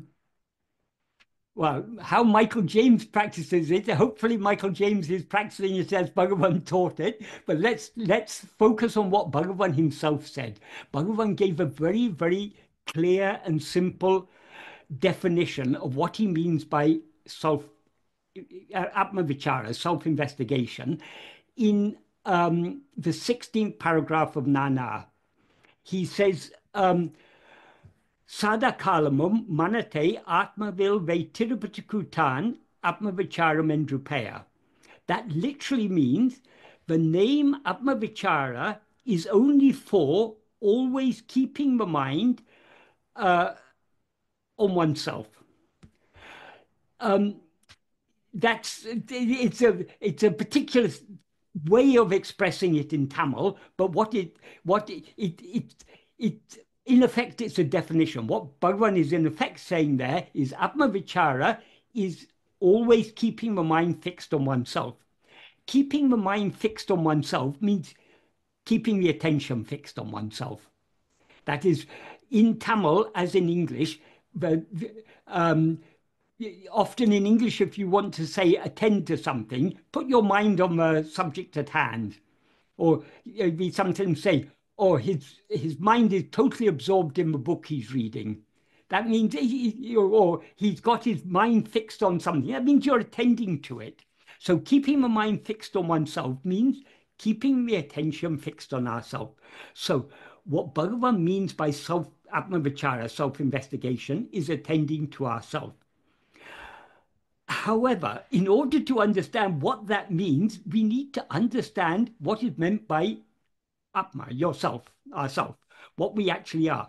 If we take ourselves to be the body and we're asked to attend to ourselves, we can start investigating the body. We can read books on anatomy and physiology and so on, but that's not going to let us know what we actually are, because this body is not what we actually are. Just like this body is not what we actually are, this is why in classical Advaita, it starts off with what are called prakriyas, ways of, that is, lines of reasoning by which we can understand but we are not the body, meaning we're not any of the five sheaves. So this is sometimes called neti, not this. So I'm not this body, I'm not this prana, I'm not the mind, I'm not the senses, I'm not the intellect, I'm not the will. But all these are, that is, it's important before we start to investigate ourselves, we first need to understand what we are not, because otherwise we'll be attending to something other than what we actually are. What we actually are is just awareness. The awareness, not the awareness of anything else, but the awareness of our own being. The awareness I am. This is what we actually are, and this is what we need to investigate. So keeping the mind fixed on ourselves means keeping our attention fixed on our own awareness of being, I am. That's as far as words can go. In order to understand what those words mean, we need to each try and put them into practice. Because just like you cannot learn to ride a bicycle by reading books or listening to lectures or listening to explanations. The only way to learn to ride a bicycle is to get on the bicycle and try and balance. When you first get on a bicycle, if you've never ridden a bicycle before, you're going to wobble and fall many times. But slowly, slowly, you get the hang of it. Exactly the same with self-investigation. We need to try and put it into practice, and when we wobble and fall, we go back to Bhagavan's teaching. We read again, we try and we think about it carefully, try to understand it, and try to put it into practice. Slowly, slowly, it will become clear to us what is meant by self-attentiveness. So a question that just arose, is it possible, I don't have an answer to the question, is it possible to be talking and being self-attentive at the same time? To some extent, yes. Okay. Because whatever we may be doing, the background is always the awareness I am. I am talking, I am sitting, I am working, I am thinking, I am it's the who is experiencing all this? I am experiencing it. So that I is the heart of all experience. That you can't have an experience without an I who is experiencing. So if we have sufficient interest, sufficient love to attend to ourselves, we can be attending to ourselves, at least to some extent, even in the midst of activities. Of course, our ultimate aim is to attend to ourselves so keenly that we cease to be aware of anything else. But we're not going to get there just like that. It's only after a huge amount of practice that we can gain the love and the detachment from all other things in order to attend to ourselves exclusively. In the case of Bhagavan, it happened just like that. But that is, as Bhagavan said, it was just a resumption of what had been practiced in so many lives previously. Yeah.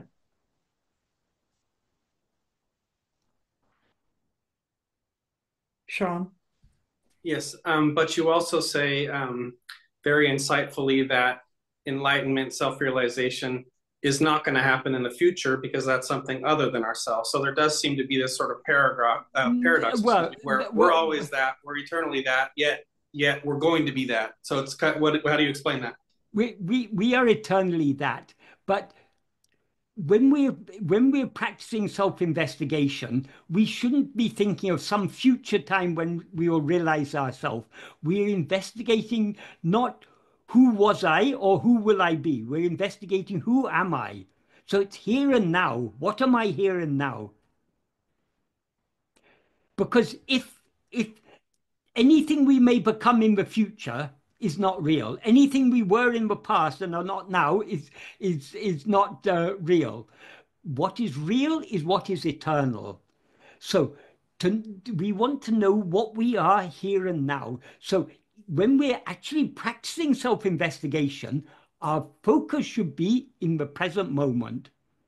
It doesn't matter, who cares about self-realization? We need to investigate ourselves here and now. If self-realization is some future event, let it take care of itself. Who am I here and now? And then when you say here and now, when you analyze time, you say actually the precise here and now is oneself. Yeah, exactly. What makes the present moment appear to be present? What makes the present place appear to be present? It's the presence of ourself. So we are the presence that lends its presence to now and lends its presence to here. Here and now are the present moment and the present place. They seem to be present only because of the presence of ourself. So we are the reality of the present moment. We are the reality of the present place. We are the reality of everything.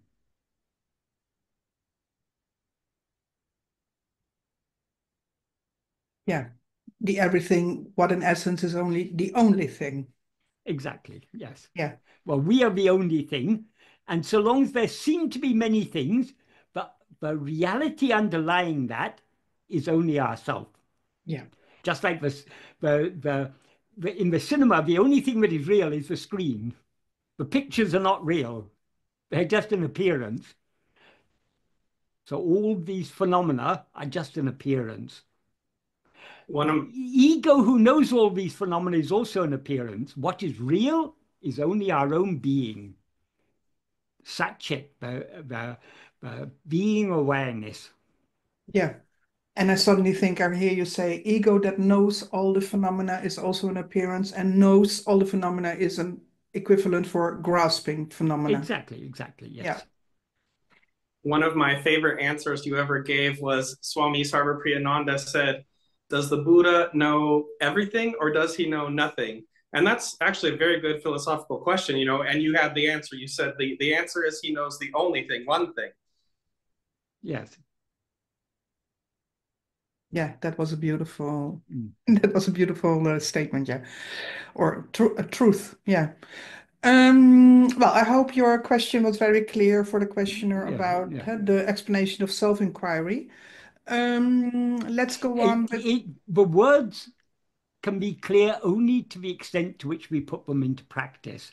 And in order to put them into practice, we need to think carefully about it. That's why Sravana, Manana, Nididhyasana. Sravana is paying attention to the teachings. Manana is making sense of the teaching, thinking about it carefully, making sense of it. And then Nididhyasana is putting it into practice. All these three are necessary. Because if we try to do the Nididhyasana without paying close attention to the teachings and without making sense of the teachings, the chances are we'll be doing it. We won't be doing what we should be doing. We'll be doing something else. So our aim is not to understand, but having a correct understanding is necessary in order to follow this path. What is the role of just like bhakti, though? Because we have to remember that Lakshmi was liberated. And obviously, Lakshmi, who was a cow, did not have any sort of intellectual understanding analogous to a human's, I suppose. Lakshmi is, love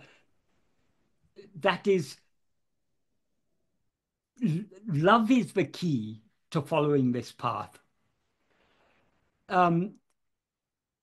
Lakshmi had great love for Bhagavan. It is Bhagavan never explicitly confirmed this, but often when Bhagavan talked about Lakshmi, he would also talk about Kirepati. Kirepati was an old lady who lived on the hill when Bhagavan was living on the hill, and she used to wander all over the hill collecting edible greens. Edible greens in Tamil are called kire, which is how she got the name Kirepati. So she would collect lots of greens. She would go begging for some rice. She would come and cook the rice and the greens and offer it to Bhagavan. She had great love for Bhagavan. So the belief among that is the general belief among Bhagavan's devotees, not just now, but even in that time, was that Lakshmi was a reincarnation of Kirepati. That is, she had so much love for Bhagavan and so much love to serve him, so she came back in that form.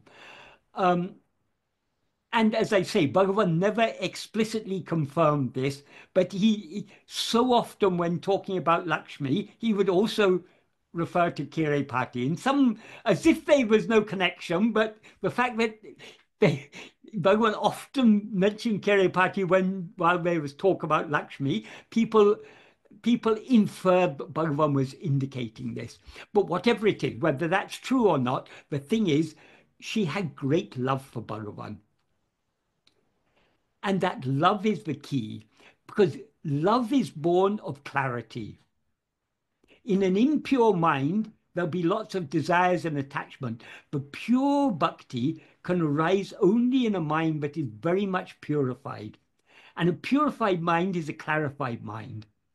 So though she may have outwardly been in the form of a cow, there must have been great clarity in her heart to have so much love for Bhagavan. And that clarity is what by grace would have that grace shining in the form of clarity in her heart would have drawn her mind inwards. But bhakti is as Bhagavan said, bhakti is the mother of jnana. We cannot, jnana is not just, that is, as I said, understanding is necessary, but understanding doesn't come, for most of us, the understanding involves a certain amount of intellectual processing. But the real clarity comes only from the practice. So Kirepati, she seemed to be a simple, uneducated woman, but who knows? She must have been very, very pure-hearted. So in previous life, she may have been practicing this, and she may have been practicing this even in this lifetime, but without necessarily having to go through all this reasoning. It would just have been clear to her.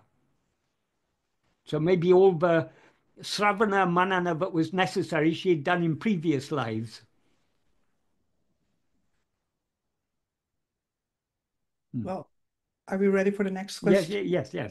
Okay, because now we're talking about love, and Yes. that leads up beautifully to the next question asked by Steve Palmer, who asked, please could Michael talk on this verse of Guru Vachakakovai 652, which says, only when self, the truth of love, is known, will the knot of all the severe problems in the life be severed. I'm not sure if I pronounce it correctly.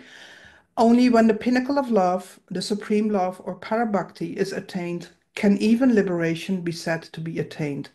Love is verily the heart of all religions. Right, yes. This is, I could slightly improve on the translation, but no, that is substantially the translation is correct. But a more literal translation, rather than only when, what is actually there is only if. That is ambunme tane arindale. That means only if one knows oneself, the reality or the truth of love, will all the all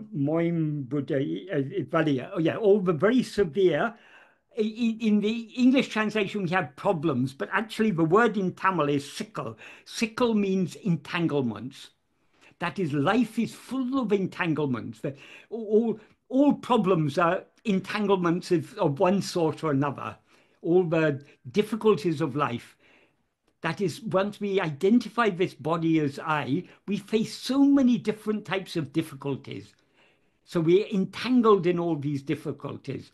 And the complications of this bodily life, that's why Bhavin uses the word sickle, which means the entanglements. So all the severe, the knot of all the severe entanglements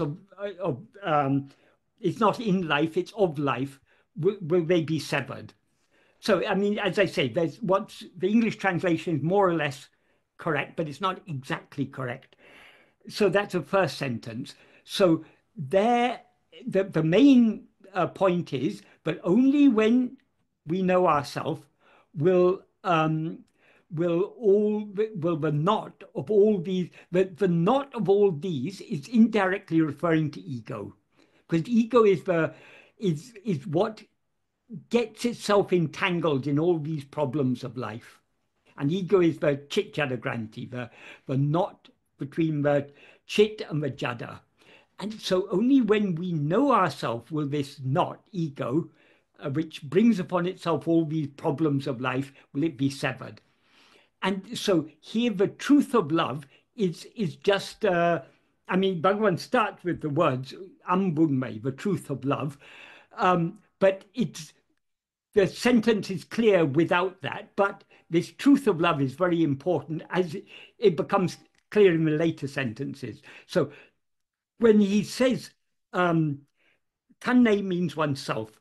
We are the reality of love. That is, love is our own real nature. Love is what we actually are. And here, love means, he's talking here about love in its pure form.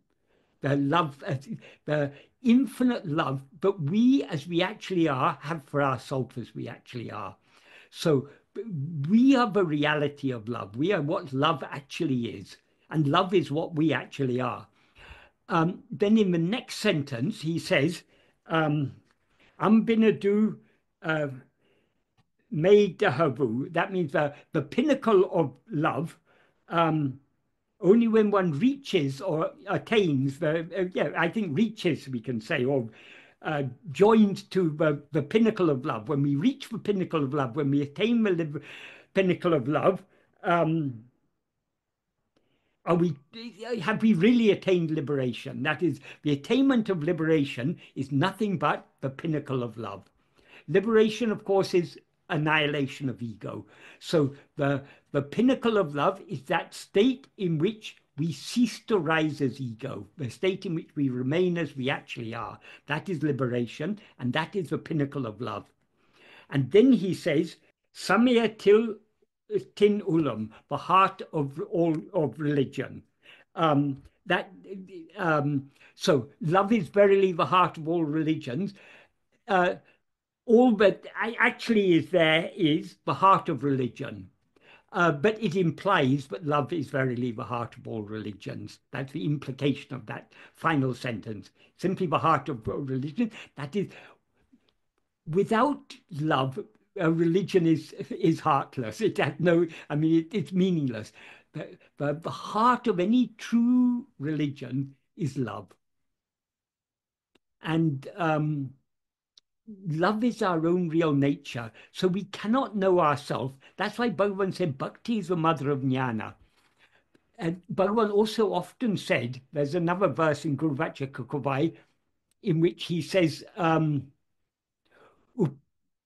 Upayamum tane, upayamum tane.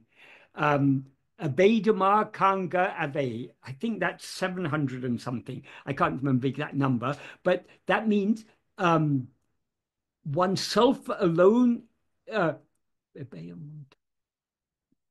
Yes, the goal is only oneself. The path is only oneself. Know these to be non-different. So the nature of the path, if the nature of the path were other than the nature of the goal, it would not lead to that goal. So the nature of the path has to be of the same nature as the goal. So our real nature, what we actually are, is infinite love. So love is the only means by which we can know ourselves as we actually are. What we actually are is infinite being, infinite awareness, infinite happiness, infinite love. Happiness and love are always inseparable. As Bhagavan says, happiness alone is the cause of love. And as he says elsewhere, that is in Arunachala Patikam, he describes Arunachala as the happiness born of love. So the love and happiness are inseparable. So since what we actually are is that infinite being, infinite awareness, and infinite happiness and love, that is the only way to attain ourselves. So we can know ourselves only by being ourselves. And knowing ourselves, that is what it's by being that satchit, that pure being awareness that we actually are, but we know ourselves. And in order to be that, we need all-consuming love for that. So long as we have any desire, any liking for anything other than ourselves, we will not be willing to surrender ourselves completely. The pinnacle of love is to surrender ourselves completely, to give ourselves wholly to that which we love. So if we truly love, to put it in theistic terms, if we truly love God, we should, our we should seek to give ourselves entirely to God. We shouldn't seek to retain anything, any separate existence for ourselves. Some of the less mature devotees think that the goal is to be in an eternal relationship with God. Many of the more dualistic interpretations of Vedanta are based on this, but you have to be in an eternal relationship with God. But actually, the true aim, the true goal of the path of devotion is to give oneself wholly to God. Giving oneself wholly to God is not just retaining a separate individuality and serving God, as Bhagavan says in verse 29 of Upadesha Undiyar. That is in verse, to make verse 29 clear, we need to understand verse 28. In verse 28, he says, when one knows what the nature of oneself is, then anadi, beginningless, ananta, endless, limitless, infinite, akanda, akanda means unbroken, undivided, Satchidananda. The implication is what we actually are is anadi, ananta, akanda, Satchidananda, and that alone is what will remain when we know ourselves. And then in the next verse, verse 29, he says, Bandha vidatra parasukum utrava indanile nitralundi para. That means being in this state, that is the state of Satchidananda, thereby experiencing parasukham, supreme happiness, which is devoid of bondage, of the duality of bondage and liberation. That is irepani nitralam. That is abiding in the service of God. So true service of God is not retaining a separate individuality and serving God, giving ourselves wholly to God, losing ourselves wholly to God, and being as we actually are in that state of supreme happiness, which is the very nature of God. That is serving God. Sadhu Om used to explain this in a way. He said, so long as we rise as ego, we impose on God the responsibility of saving us. So because we are mischievous and we run out of the heart to play around in this world, God has to come running after us to catch us and bring us back to the heart. This is the meaning of the word anugraha. Anu means following. Graha means grasping. So anugraha is a beautiful Sanskrit word that means grace. So the nature of grace is that it comes after us and grasps us and brings us back. So we are giving trouble to God by rising as ego, because we impose upon him the responsibility, since we are his children. I'm talking now in more theistic terms, but this is all ultimately the underlying meaning is the non-duality, but talking in more theistic terms. So long as we rise as ego, God seems to be something other than us. God has the responsibility of coming after us to save us. So what's the best service we can do to God? Does God need our service? Obviously not. God doesn't need anything. So the greatest service we can do to God is not giving him the trouble of having to save us, surrendering ourselves wholly to him and being as we actually are in that state of supreme bliss, which is God himself. That is truly serving God. So the pinnacle of the path of devotion, yes, it is service to God, but we can truly serve God only by surrendering ourselves wholly to him. Surrendering ourselves wholly to him means not retaining any separate existence. So long as we seem to be separate from God in any way, we haven't yet given ourselves completely to him. So our aim is to lose ourselves wholly in him. And that is the pinnacle of love. So, and if we want to know what is love, if we want to experience love, the reality of love, we have to know ourselves. And by knowing ourselves, we thereby sever all the problems of the knot that is at the heart of all the complications, all the entanglements of life. That will be severed, and that is true liberation. That is the pinnacle of love. So it's a beautiful verse, this, and that ultimately is what all religions are about. All religions are to lead us towards this this path of bhakti, this path of love.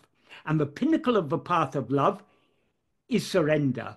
And surrender can be complete only by self-investigation. So this Bhagavan's path, people think it's the path of jnana. Yes, it is the path of jnana, but it's also the path of, it's the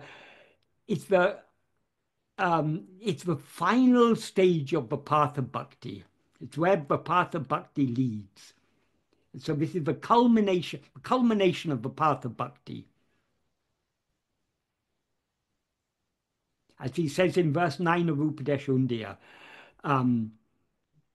by bhava balatina, that means by the strength of meditation. Meditation, he's referring to meditation he talks about in the previous verse, which is ananya bhava. That's meditation on nothing other than oneself, with the understanding that God is I, that God is oneself.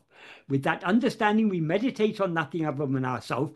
By the strength of that meditation, being in sat-bhava, the state of being, which transcends bhavana, which transcends all mental activity, that is parabhakti tattva, the very nature of supreme bhakti, supreme love.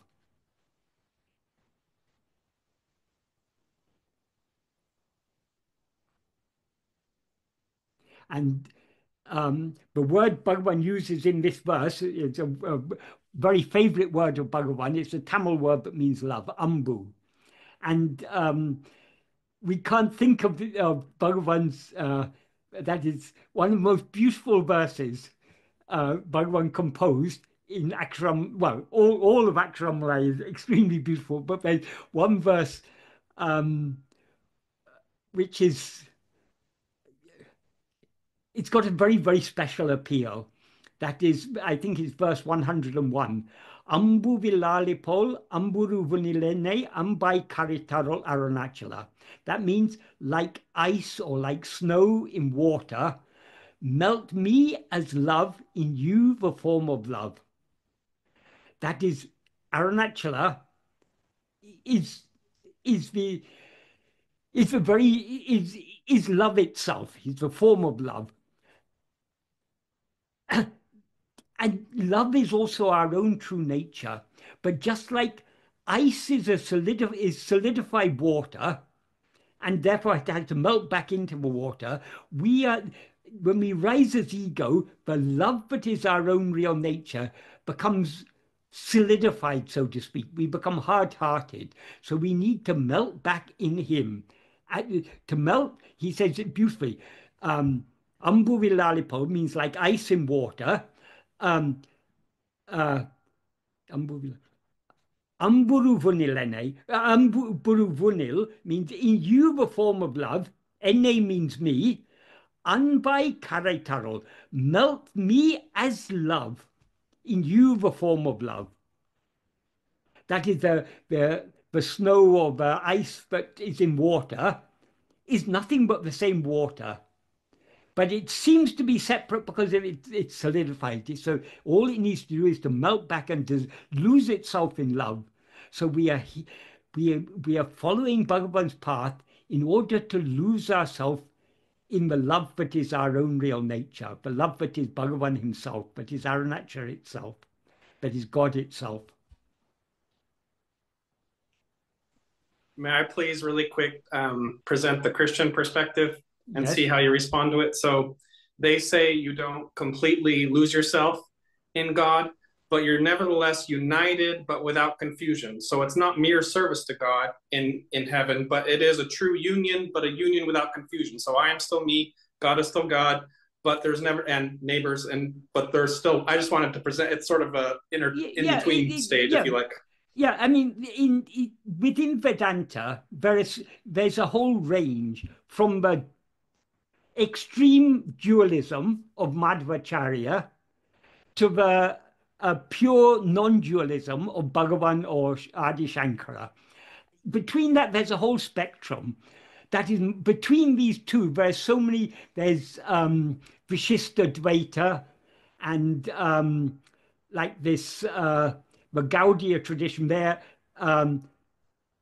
Beda, it's Achintya Beda Abeda. Beda Abeda means there's difference and there's non-difference. So we are both different from God and non-different from God. And it's Achintya, it cannot be conceived. So these are all sort of midway between the extreme dualism of Madhvacharya and the pure non-duality. But ultimately, well, I mean, everyone, according to the purity of their mind, will be attracted to different types of philosophy. But if we accept Bhagavan's teaching, the ultimate truth is pure non-duality. So long as you have any separation, that is, so long as you remain as ice, you're not different from the water, but you're also different from it. That you're seemingly different because you have got a solid form. So that state of being, our present state is we can say is Beda Beda. There's the appearance of difference, but underlying there's a non-difference. So in substance, we are the same as God, who is pure love. But we seem to have a separate individuality because of our frozen condition. So when we melt in love for him, we lose ourselves completely in him.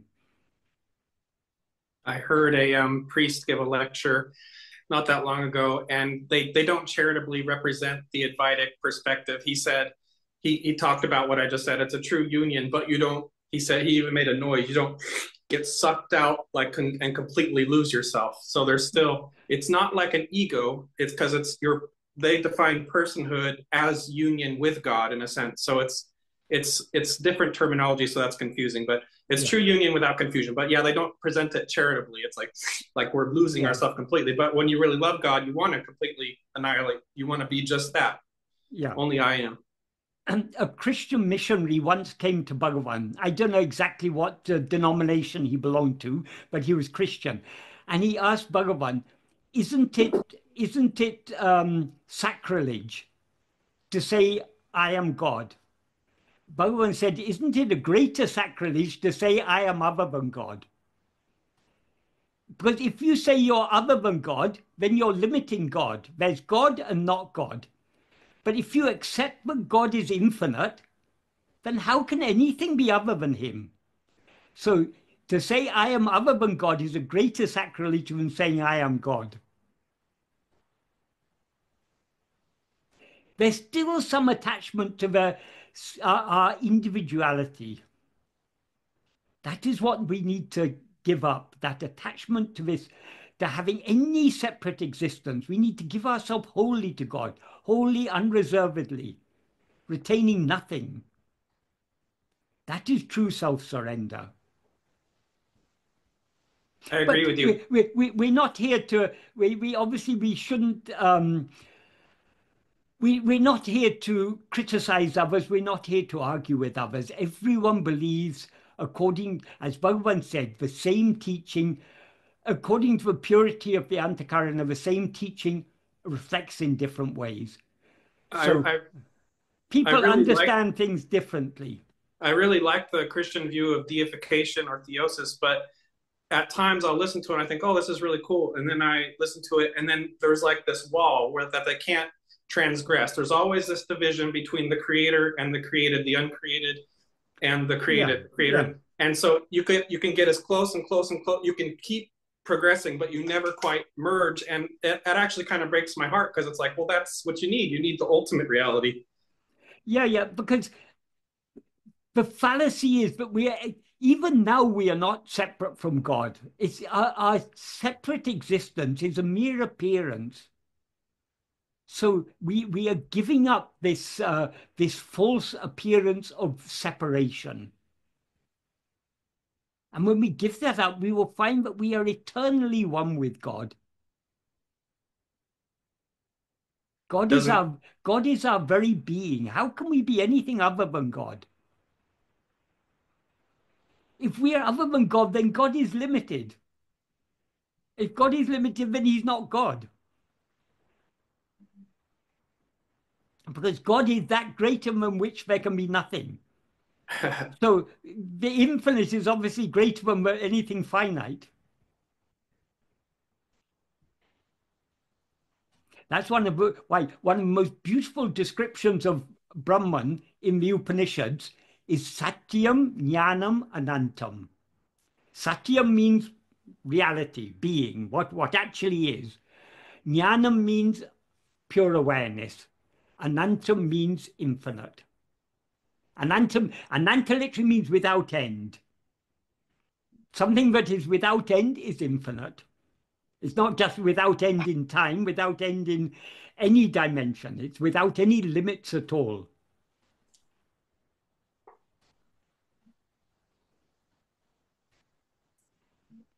So any difference there can only be an appearance. The ultimate reality must be non-difference.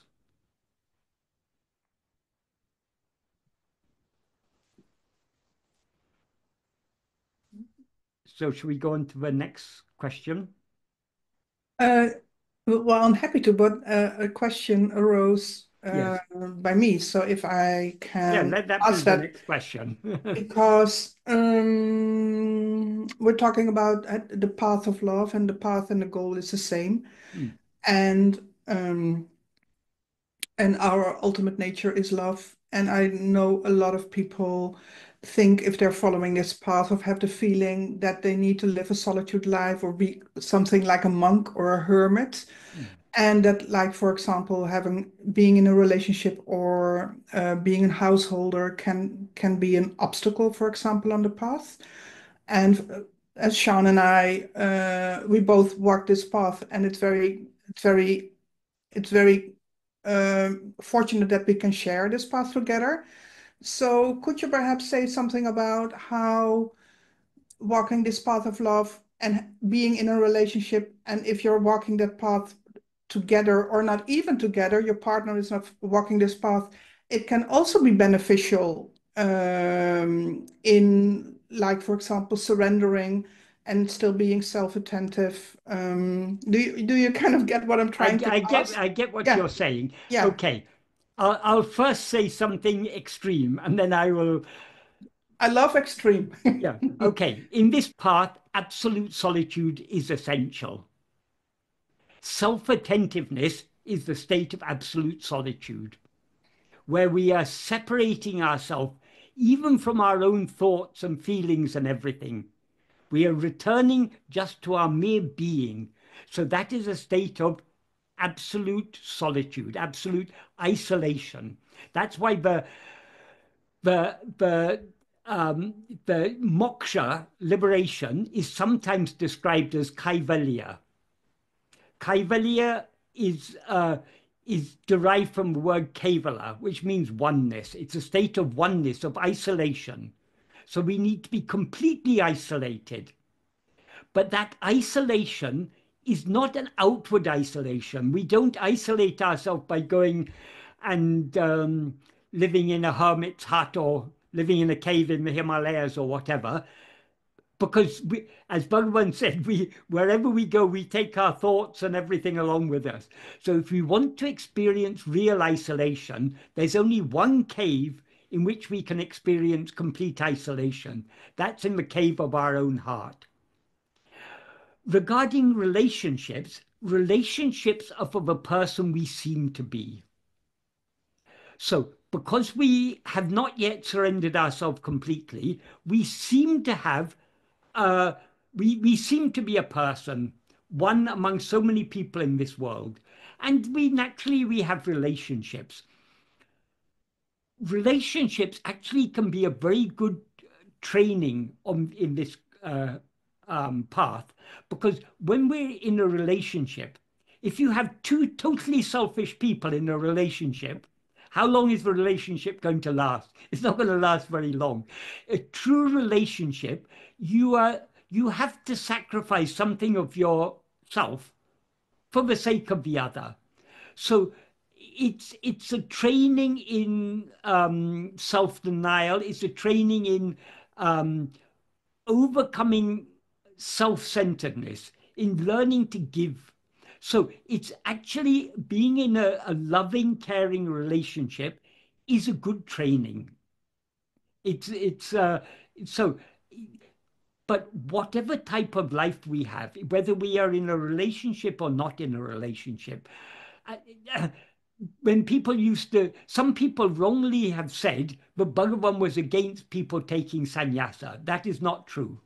What Bhagavan said is, just like marriage comes according to prarabdha, sannyasa also comes according to prarabdha. But that outward sannyasa is not the true renunciation. The renunciation that is required is the inward renunciation, the renunciation of ego. For some people, living an outwardly celibate life, outwardly a life of outward renunciation, is conducive to following this path. For other people, living in a family life is conducive to following this path. Whatever prarabdha is allotted to us is what is most beneficial for us at this stage of our development for following this path. So Bhagavan was neither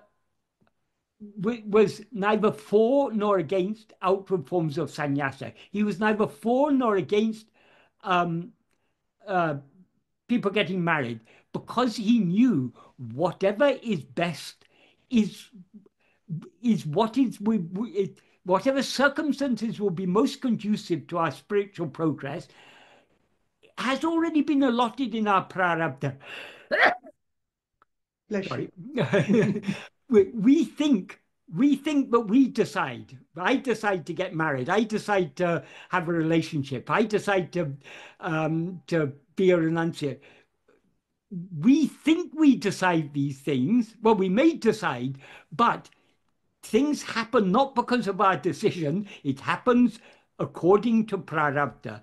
And if it is our prarabdha, for example, to get married, we will be driven to make to decide to get married. If it's our prarabdha to be a sannyasa, we'll be driven to decide to take sannyasa, because this is what in Sanskrit is called in Sanskrit it's called buddhi karma anusarini. That means the intellect following after the karma. We make decisions in accordance with the prarabdha that's been allotted to us. There's a similar saying in Tamil, vidhi mati sallam. Vidhi means prarabdha. Mati in this context means the intellect or the mind. The mind is driven by, well, the prarabdha drives the mind. So we are made to make decisions in accordance with our prarabdha. So whatever be our outward circumstances, that is what is best for us. And these things aren't in our hands. We may think, I've chosen to get married, so I want to live a life of, to have a relationship. The next minute, our spouse can pass away, or we can pass away and leave our spouse on their own. So there's nothing that is, whatever happens in our life, none of us are married for all our life. None of us are in a relationship with all our life. We have our childhood, and many of us later on relationships break down or bereavement occurs.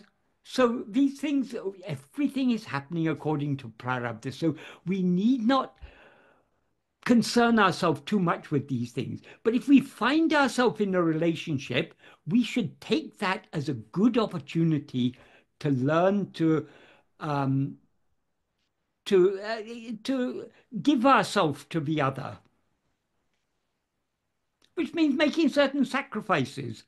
We can't be totally selfish and have a rewarding relationship. Sometimes two selfish people may be together in a relationship because each one feels they're getting something out of it, but it won't be a very deep or caring relationship. A deep and caring relationship is only where both partners, or at least one partner, is willing to make sacrifices for the other. If it's only one partner, then it's very difficult, very, very difficult. And often it breaks down because there has to be, in a relationship, there has to be give and take. I mean, both have to be contributing to the success of a relationship. Well, that's talking about on the level of the relationship. But if there's still one partner giving and subsiding, that will be at least beneficial on the spiritual path, of course. Yeah, and that's the ultimate path. Exactly. Yeah. Well, it was because this is something that we talk about, of course, at moments, and it is interesting. Well, I loved it how you talked about it. So, and I also see it as a kind of a blessing in spiritual development that can help you to subside. Certainly. Yeah. Thank you for that. Right. Let's go to the next question. That is 2 comments, but the person already says I don't have to read the second comment, but you have read it for context. So let me just read the first one, I guess. Yeah. Thank you for relaying Bhagavan's teaching so articulately and earnestly, Michael. I have trouble understanding the shift that takes place when one truly gets it and starts to see the rope as the snake. That is, the egoic perspective becomes permanently replaced by a sense of pure awareness. I heard you say that phenomena appear to be I that's aware of itself as I am, this person, not the pure I. Moreover, the jnani is unaware of the body. Unaware if the body is if the body is asleep or waking, because it's all the same.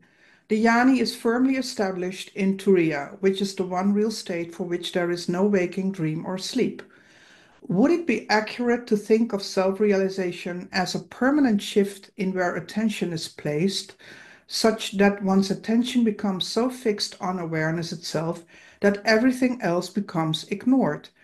In this case, self-realization seems like it would be akin to becoming so fixed on a daydream that you stop processing your immediate surroundings. Still, I don't see how I could ever become so fixed on something that I would permanently lose access to the I that experiences phenomena. If you could help me better conceptualize how someone can get into a state in which they have no sense of whether they are awake or asleep, I think it would help me get a better foundation for self-inquiry. Thank you. Okay.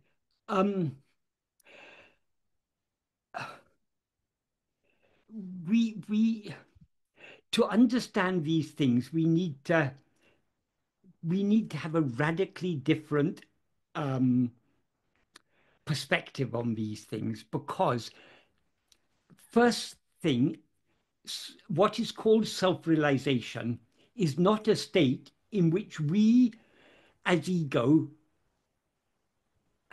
attain something or experience something. Self-realization is the state in which ego is completely annihilated. There's no such, in fact, it's the state in which we, by investigating ourselves, we find that we are eternally the infinite Satchit, infinite being awareness, and had never risen as ego. Because we've never risen as ego, we've never actually experienced anything other than ourselves. That is, phenomena appear, yes, as it said here, phenomena appear to be I that is aware of itself as I am this person. So it's only when we limit ourselves as this body, as this person, but we become aware of things other than ourselves. So nothing, what is real is only our own being, which is pure awareness. This ego is unreal, and everything, all the phenomena known by ego are unreal. That is, the phenomena have no separate existence. As Bhagavan says in verse 26 of Uḷḷadu Nāṛpadu, if ego comes into existence, everything comes into existence. If ego doesn't exist, everything doesn't exist. Ego itself is everything. Therefore, investigating what it is giving up everything. What this means is, when he says, if ego comes into existence, everything comes into existence, everything here means all phenomena. Phenomena come into existence only when we rise as ego, because phenomena seem to exist only in the view of ego. In sleep, we do not rise as ego, and therefore there are no phenomena, no body, no world, nothing. When we rise as ego in waking or dream, we project a body, but we take to be I, and through the five senses of that body, we experience the appearance of a world. But these things have absolutely no existence independent of ego. That's why he says ego itself is everything. Wait a second. He first says if ego comes into existence, everything comes into existence. If ego doesn't exist, everything doesn't exist. That is, in the absence of ego, there are no phenomena whatsoever. There's just pure being. So he then says ego itself is everything. That is, all these phenomena that we experience is nothing but a projection of ego, nothing but an expansion of ego. When we are dreaming, for example, all the phenomena we experience in the dream, the world, the body, there's so many people, so many events, these all are just our own mind. They have no existence whatsoever independent of our mind. And the essence of the mind is ego, who's the one who experiences it all. That's why Bhagavan says, if ego itself is everything. That is, ego is what appears as all this multiplicity. It appears both as the experiencer and all that it experiences.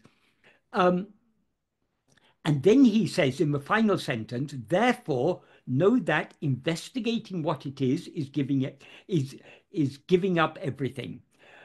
Why he said this is, if we investigate ego, ego will thereby subside and eventually dissolve back into its source, which is pure being. And when ego dissolves, everything will dissolve along with it, because everything depends for its semi-existence upon the semi-existence of ourself as ego. So the state of so-called self-realization is the state in which ego has been completely eradicated. When ego is eradicated, everything is eradicated. So when Bhagavan says, for example, that the jnani is unaware whether his body is asleep or waking, that doesn't mean that the body of the jnani exists. The body of the jnani seems to exist only in the view of others. In the view of the jnani, there is only Satchidananda, infinite, eternal, indivisible Satchidananda.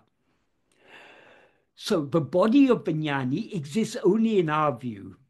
So the body that we take to be Bhagavan, that is not what Bhagavan actually is. What Bhagavan actually is that pure being awareness, which is what is shining in our heart as I. However, though that body is not Bhagavan, what is shining through that body in our view is that light of pure awareness, which is our own real nature, so Bhagavan has appeared in that form in order to tell us to turn within and find out our own reality.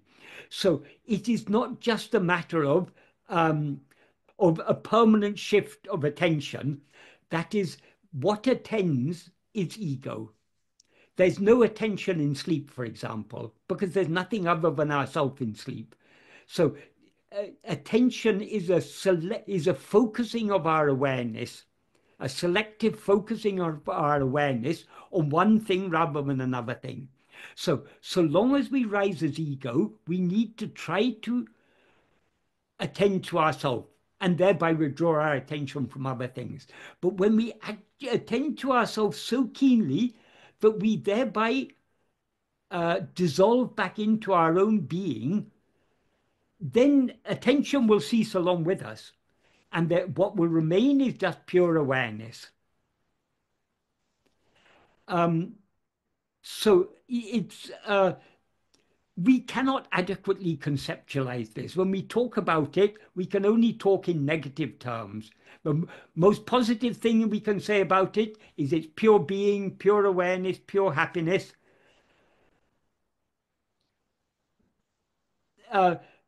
More than that, we can only talk about in negative terms. But there's no ego, no phenomena, nothing. There's just what eternally is, namely Satchidananda, which is what we always actually are. So when we are practicing self-investigation, we are trying to attend to our own being, which alone is what is real. Everything else appears and disappears.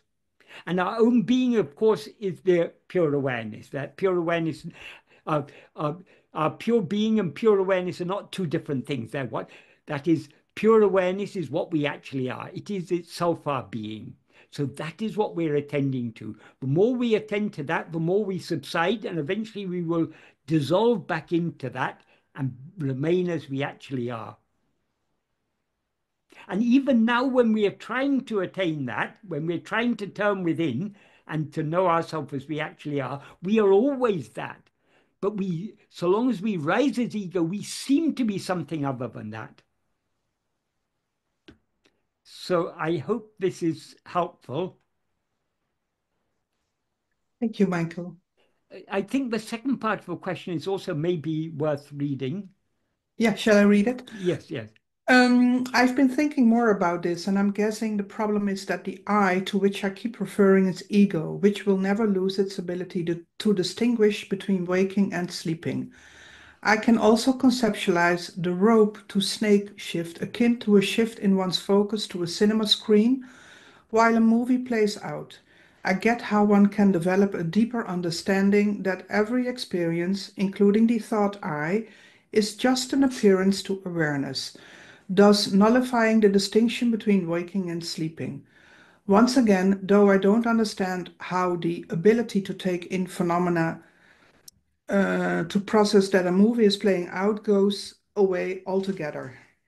Okay, yeah. I mean, I think I've answered this, but I mean, this is a little bit coming a little bit closer to the truth. That is, the thing is, that all these analogies, the cinema analogy, the rope snake analogy, all analogies have their limitations. But when we look carefully at the snake, we will see that it's a rope. It's a rope not just now, but even when it appeared to be a snake, it was always just a rope. There never was any snake there. Likewise, when we know ourselves as we actually are, we will know that we never actually had risen as ego. Since we'd never risen as ego, we never experienced any phenomena. So what we actually are is just that pure being awareness. It's not that we are looking at the screen and ignoring the pictures. That is the practice, is to look at the screen and ignore the pictures. But ultimately we will find that there never were any pictures. There was only ever the screen. When we know the screen as it is, of course, it doesn't work so well with that analogy because, as I say, all analogies have their limitations. What we need to understand is what is real, what actually exists is only Satchidananda, our own reality. That's what we actually are. All these, the ego and everything known by ego, all the phenomena known by ego are a mere appearance. They are not real at all. When we know ourselves, it will be clear that there never was any such thing as ego or phenomena. Well, even to say that, I mean, this is the problem with words. We will know that we alone have always existed as we are, and there's nothing other than ourselves. So it's not that Another thing here, I get how one can develop a deeper understanding that every experience, including the thought I, is just an appearance to awareness. That is not quite correct. Awareness, in the sense of pure awareness, is never aware of anything other than itself. The awareness that is aware of the appearance of phenomena is only ego, which is the thought I. So the thought I is not an object, it's the subject. So it's only in the view of the thought I, also known as ego, that all these phenomena seem to exist. When we investigate the reality of this ego, this thought I, we will find what it actually is only the pure Satchit, the pure being awareness, and there never was any such thing as ego, and therefore never was anything other than any other thing. What is alone is as it always is. That's why we have to, so long as we are holding on to our previous conceptions, it's very difficult to understand Bhagavan adequately, because Bhagavan's teachings are extremely radical. So we need to be ready to ditch all, get rid of all our previous conceptions and start with a clear slate, so to speak. Sadhu Om often used to say, if you bring me a slate, that is, in old days in India, school children, they would take a slate and a chalk to school, and they would write, they would take notes, or they would do the sums on the slate. And slates were very commonly used. For example, Murugan often used to write his verses on slates. And if no one came to copy the verse before another verse came to his mind, he would just wipe the slate clean and write another verse, so that previous verse would be lost to posterity. But anyway, Sadhu Om said, if you bring me a slate which is full of so many scribblings, and you ask me to write the beautiful name Ramana, I will first have to wipe the slate clean and then write the name Ramana. If instead of wiping the slate clean, if I write the name Ramana over all the other scribblings, it'll just become one among all the scribblings. Likewise, unless we are ready to wipe our mind clear, so to speak, to remove all our previous conceptions about the nature of our experience, all that we experience, we cannot fully grasp what Bhagavan is talking about. According to Bhagavan, all phenomena, all multiplicity exists only in the view of ego. And ego is the I that is aware of itself as I am this body. So when ego is eradicated, everything is eradicated. And what remains when everything is eradicated is only the reality of all these things, the underlying reality, the rope, so to speak. That is what alone always actually exists, which is Satchidananda, which is what we actually are. So I hope that's an adequate answer to that question. I hope so too, but probably, most likely. So shall we go on to the next one? Yes. This person also has two comments. So I just start with the first one. I would like to ask Michael James what advice he can give to stabilize yourself in the practice of Atma-vichara, considering that some days it seems easy to position yourself as the witness of what happens externally or internally, of thoughts and emotions, etc. And other days it seems very difficult. What advice can Michael James give for those days when one becomes absorbed in negative emotions or memories, sometimes that seem to be hypnotic, or as simple to avoid other distractions?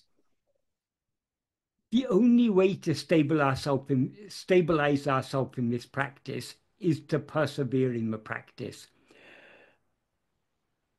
the nature of the mind is to be the mind is ever changing. So there will be times when it seems to be, when these things seem to be clearer to us, when we're able to hold on to our being more easily. There'll be times when it seems more difficult, but whether it seems difficult or easy, we just have to persevere. So long as we continue to rise as ego, all types of vasanas will rise, and vasanas bring all types of thoughts and emotions and so on. So sometimes negative emotions will arise, negative memories will arise, all sorts of things, but negative, positive, all will come. But the practice is, whatever arises, to whom does it arise? To whom does it arise means not asking the question, to whom does it arise, turning our attention away from whatever appears back to ourself, the one to whom it appears. So only by, there is no substitute for practice. That is very, reading Bhagavan's teachings, thinking about Bhagavan's teaching, these are support, they help us in the practice, but they cannot be a substitute for the practice. Nothing can be a substitute for this practice of simple self-attentiveness. So perseverance is absolutely essential. And perseverance, we will persevere to the extent to which we love.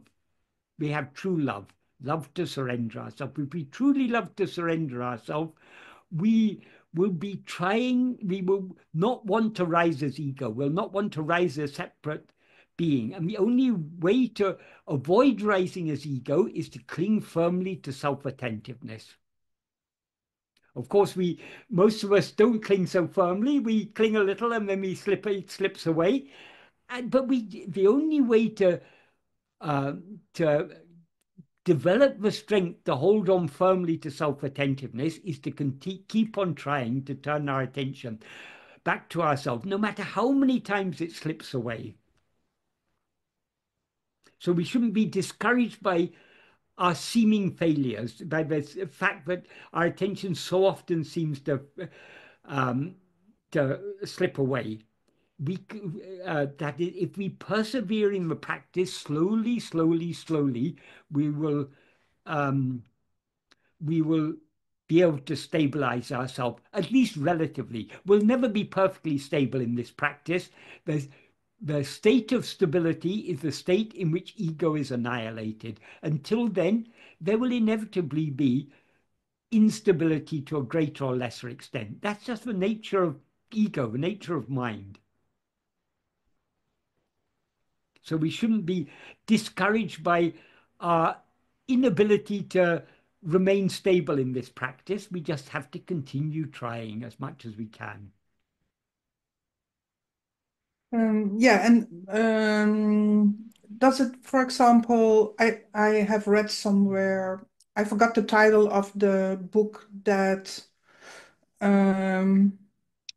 Bhagava's grandnephew, and now I'm sorry, I forgot his name right now, wrote with, yes, yeah, with all the stories of Bhagavan's devotees. And I can remember that I read somewhere someone was complaining about someone's ego, and Bhagavan made, so I'm paraphrasing because I don't really know exactly what he said, but I remembered that it was something like, well, naturally the ego has to come out.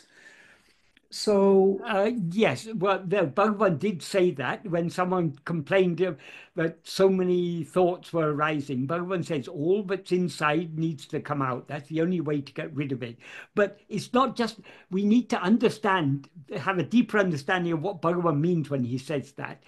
That is, the vasanas are always rising to the surface of the mind. They will inevitably continue rising. How we overcome them is by clinging firmly to self-attentiveness. If we allow ourselves to be swayed by the vasanas, if we get carried away by the thoughts or feelings or whatever it is, we are not thereby getting rid of them. We get rid of them, we weaken them only by holding on to our own being. So it's to the extent to which we are self-attentive that whatever vasanas rise will be weakened. Yeah. Yeah, the point I was trying to make was, well, first of all, that could, because sometimes, well, understanding is not our final goal, but it can be helpful on the path, of course, Yes. to detach yourself. And our ultimate practice is to be continuously, eternally self-attentive. Yes. So that means you have to be how you say that in English? Disinterested, not Yes. interested Yes. Disinterested. Yes. in your thoughts, emotions, Yeah. vasanas, external things That happening in the world. that is vairagya. Yeah, and that is Not being concerned about all these things. yeah. So, and I can completely understand the hypnotic reference, but it can be helpful to, if those things happen, that you kind of, because the ultimate problem is, next to grasping, is continuously identifying with something that you are not. Yeah. So Let negative thoughts, negative emotions yeah, arise. To whom yeah, do they arise? yeah, By turning our attention back to ourselves, we separate ourselves from them. We don't yeah, think, oh, I'm such a bad person. I've got so many bad thoughts, so many negative thoughts. Those thoughts have nothing to do with us. yeah, They appear. To whom do they appear? To me. Hold yeah, on to. So we need to separate ourselves, detach ourselves from these things. yeah. Whether it's good thoughts or Yeah. negative, In positive, in yeah, in Sanskrit, there's a word udasina. Udasina means indifference or unconcerned. We need to be yeah, unconcerned, whatever appears. yeah, In Christian mysticism, they talk about holy indifference. yeah, It's the same thing. Udasina, holy indifference, vairagya, it all amounts to the same. yeah, Bhagavan says in the 11th paragraph of Nana, he defines what is vairagya. Not attending to anything other than oneself is vairagya. yeah. And it's only by means of vairagya that we can go deep within ourselves. Yeah. Well, So just in talk. order to attend to ourselves, we need to be unconcerned about other things. Let Yeah. anything appear. Let any negative emotions, let anything appear. Let's not identify with them. Yeah. Let's hold on to ourselves. Yeah. Turn our attention back to one to whom all these things appear. Yeah. It's very interesting to notice when you're walking this path and you kind of have already an understanding of what we're talking about. What happens if negative thoughts appear, Yeah. because you're easily kind of trapped in taking it as reality at that moment, and that you have to, well, you have to do something. Yeah. So it seems even like a counterintuitive to just be not interested in it. Exactly. So and it helps if you do it. Yeah. By attaching ourselves to ourselves, by clinging to ourselves, we are detaching ourselves from other things. Yeah. If we don't cling to ourselves, then we identify with these other things. Yeah. I have these negative emotions. I have these the bad memories. I have all these things. That we need to become indifferent to these things. Yeah. Let any emotions arise. Let them be negative or positive. They're nothing to do with us. Yeah. Well, it's They're easy just to appearances. see. Yeah, it's easy to see in those specific situations how ego grasps and feeds. Yeah, exactly. Especially in those situations. Exactly. Yeah, at least that's my experience. Yeah. There is ego sometimes prefers to wallow in misery. Yeah. Because misery is a type of identification. But if we want to subside, if we want to cease rising as ego, we need to detach ourselves from all these things. Yeah, so you can even see it in that way. I kind of like sometimes thinking in that way as a blessing, because it said, like, when you're always happy, there's no need to wake up, for example. Yeah. And suffering or, well, worrying or whatever it is, anxiety, in that way can be a blessing. To be very, very motivated to wake up from what ego is doing. We have this is where bhakti is necessary. We need to be willing to let go of these things. Yeah. And therefore, I would say the love for Bhagavan, or the truth for what we truly are, needs to be very, very strong. Yeah. Some people say I had very traumatic experiences in the past, I had a very traumatic childhood or this or that. Yes, many people have been through trauma of so many different types, but we the only way to overcome trauma is to detach ourselves from it, to let go. I And we agree. can let go of everything else only by holding on to ourselves. Yeah. The more we hold on to ourselves, the more we let go of these things. And these things still will impact us, but the impact will become less and less the more we learn to be self-attentive. Yeah. Well, and the ultimate, Self-attentiveness is a great refuge. yeah.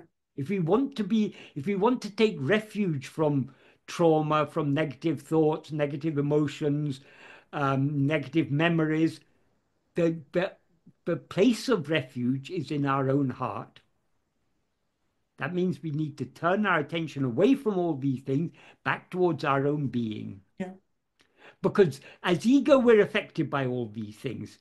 But as pure being, we're not the least affected. Just like the cinema screen is not affected by the raging forest fires or the floods or anything. The screen is unaffected. Our being is unaffected by any of these things. So long as we rise as ego and identify, I am this person. This person has undergone so much trauma, so many negative experiences, had so many negative emotions, negative memories. So long as we continue to identify with this person, we cannot separate ourselves from all these things. If we want to separate ourselves from these things, we have to separate ourselves from the person to the person that has undergone, seems to have undergone all these things. Yeah. So we need to hold on more and more to our own being.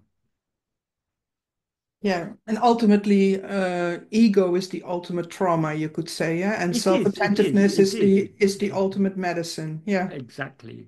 Yeah. Okay. Well, this person, thank you, Michael, made a second comment, so I'll just read it. Mm.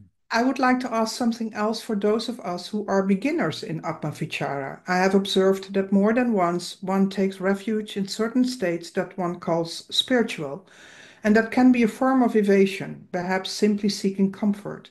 I do not say evasion in an alienating sense, but simply the search for peace, something natural in a way. How to avoid taking this practice, sadhana, as a kind of escape, an evasion, or a simple search for comfort.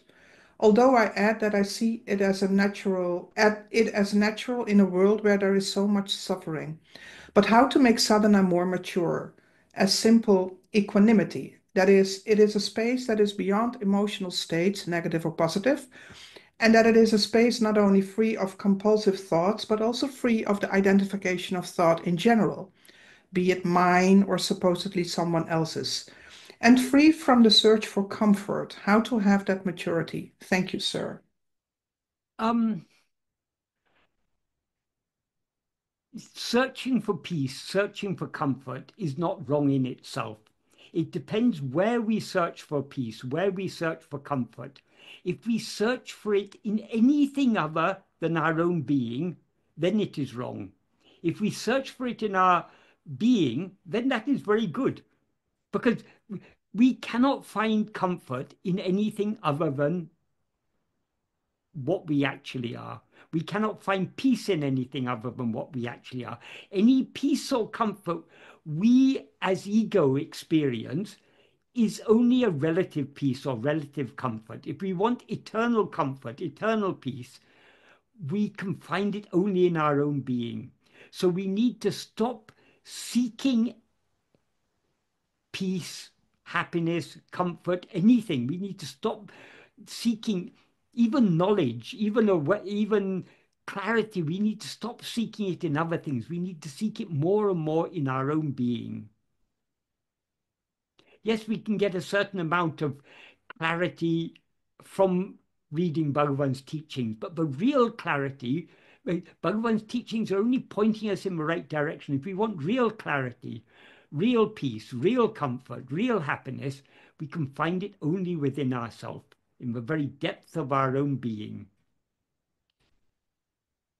So, Yeah, So rather than worrying about these things, in a sense, in this path, we are evading by turning our attention. When Bhagavan says, however many thoughts arise, so what?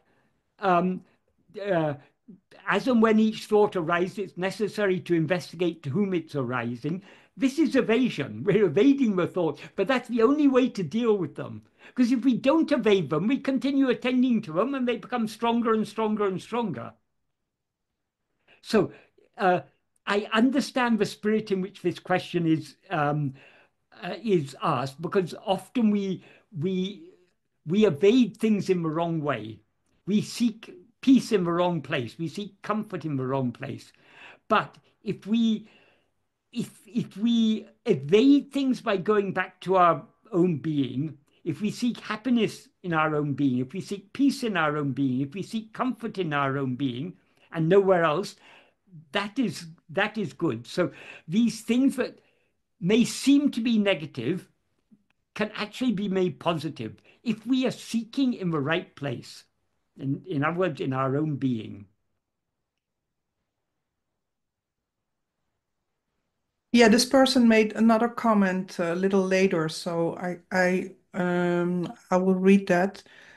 She said, I must correct or qualify what I said before. Atheist or nihilistic people believe that those of us who dedicate a lot of time to spirituality escape from this world without considering whether this world is real as they imagine, or is it a mere mirage?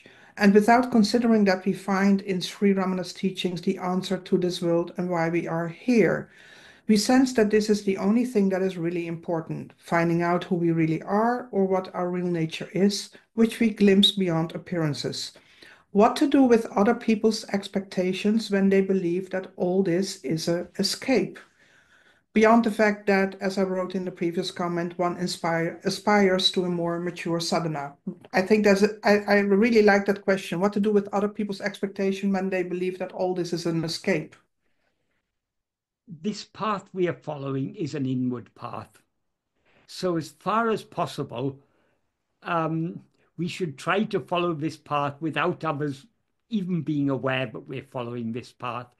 But that said, I know when we follow this path, we lose interest in a lot of things that other people find very interesting, but other people, so people will, to some extent, notice some change in us. We can't totally avoid that. But what to do? I mean, we shouldn't be swayed by other people's expectations. We should respect them. We can sympathize with people because we are very fortunate that we have been drawn to this path of Bhagavan, that we see this path as the way to, as the solution to all our problems. We are very blessed. Others don't see that, so we can sympathize with them. There, but for the grace of God go I. So we should have sympathy with others, but we shouldn't sympathy for others. We should empathize with how they feel about these things, but we shouldn't allow ourselves to be swayed by other people's expectations. So as far as possible, we don't expose the path we are following. That's the first thing. That is, if at all we talk about these things, we talk about these things to those who. But Bhagavan, for example, let's follow Bhagavan's example. Bhagavan never gave any teaching of his own accord. Bhagavan only gave teachings when people asked him. So this is the true spiritual path. Not we're not here to convert others. We're not here to convince others. So we need not talk about these things, except to those who come to us with genuine interest to know. So if we don't talk about these things, that itself will protect us from exposing ourselves. But as I say, people may notice changes in us, that the more we follow this path, the less we're interested in the things that other people are interested in. But we sometimes we have to show a polite interest in because things that interest other people is what's concerning for them. So if we're empathetic, we understand why other people have other concerns. But inwardly, we know that these are not things that we need to be concerned about. That if the world is going on as it always is, if we see the world, see the wars, see the injustices, see the gross accumulation of the hands of wealth in the hands of a few, the power wielded by the few, how many suffer as a consequence. If we see all these things, this world is we can see all these injustices, but what can we do about it? There's nothing we can do about it. So we need to inwardly be unconcerned about these things. But other people are very concerned about these things. People have political views, religious beliefs, all sorts of things. So we are not here to clash with anyone. So if anyone expresses their views, whether it's their religious beliefs or whether it's their atheism or whether it's their political views or whatever it may be, we listen to them. We sympathize with their point of view, but as far as possible, we try not to expose ourselves. Because sometimes, even if with good intention, if we tell people, don't worry about all these things, this is just the nature of the world, people won't be happy when we say that. So we sometimes we even have to show, but as if we are concerned about all these things. But ultimately, inwardly, we need to be unconcerned. I hope that to some extent answers that question. I don't know. She says atheist or nihilistic people. Yeah, the world is full of all sorts of atheists, agnostic, people who are very negative, people who have all sorts of extreme political views, extreme religious views, extreme materialistic views. What can we do? We can't change what people. We can't change them. We're trying to reform ourselves. Reforming ourselves, we know if we're truly following this spiritual path, we know how difficult it is to reform ourselves, let alone to reform others. So let's quietly, as far as possible, unnoticed by the world, follow this path inwardly in our own heart. I would like to add something because Yes. when I read the question, what to do with other people's expectations when they believe that all this is escape, Sean and I just read something in Padmalai in the chapter about love, surrender, love, and devotion. And I think it perfectly fits here because it's just very short. It says, those around us who say that withdrawing inwardly, turning towards God is selfishness, are strangers to consciousness. And then the next verse said, if it is said that self-surrender, the nature of which is deeply imbued with a great nobility, is selfishness, then that which is speaking is the corrupting ego mind. And that made me think of this, that if you're walking this path, that is a form of escapism or selfishness because you kind of withdraw from the world or from names and forms, of course. Yeah. Turning inward. So I thought that would be nice to read. Yes. That is, it's only by the grace of Bhagavan that we've understood to the extent that we've understood.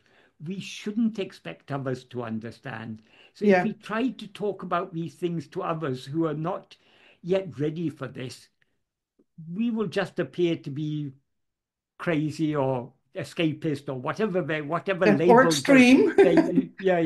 Or fanatics or well, I mean, whatever. People love to label other people. We're not here to label people. When we should feel sympathy for everyone. Yeah. Well, it's of course an interesting dynamic if you so deeply feel this is the truth and a part of you wants everyone to see the truth, but everyone is of course not our problem. But even that is an ignorance on our part, wanting other people to see it. Yeah, I get it. Yeah. First, we should save ourselves before we even begin Yes. to think about others. We Yes. ourselves don't yet see it clearly enough. So why should we expect others um, to to see it? I agree what you say. Yeah. Okay. Well, we still have two questions left. One will be, I guess, very simple. So if you still have some energy to go Yes, for yes, that. yes, yes. Yeah. Hi, Michael. Has your long practice of self-inquiry led you unequiv sorry, I have a problem with that word. Led you Equivocally. yeah, to self-realization? Do you feel the practice of self-inquiry is still required after self-realization? Um,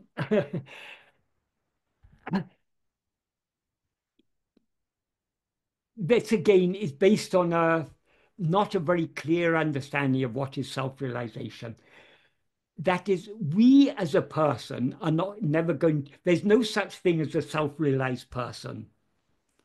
Because if we are self-realized, we are not a person. If we are a person, we are not self-realized. What is called self-realization is nothing but the annihilation of ego, which is the I that is aware of itself as I am this person. So neither will the person attain self-realization, nor will ego attain self-realization. What is called self-realization is just annihilation of ego. And when we annihilate from ego, we are completely separated from the person that we seem to be. And regarding the second question, do you feel the practice of self-inquiry is required after self-realization? After self-realization, who remains to practice self-inquiry? Self-inquiry is only necessary for ego, because as ego, we're aware of ourselves as something other than what we actually are.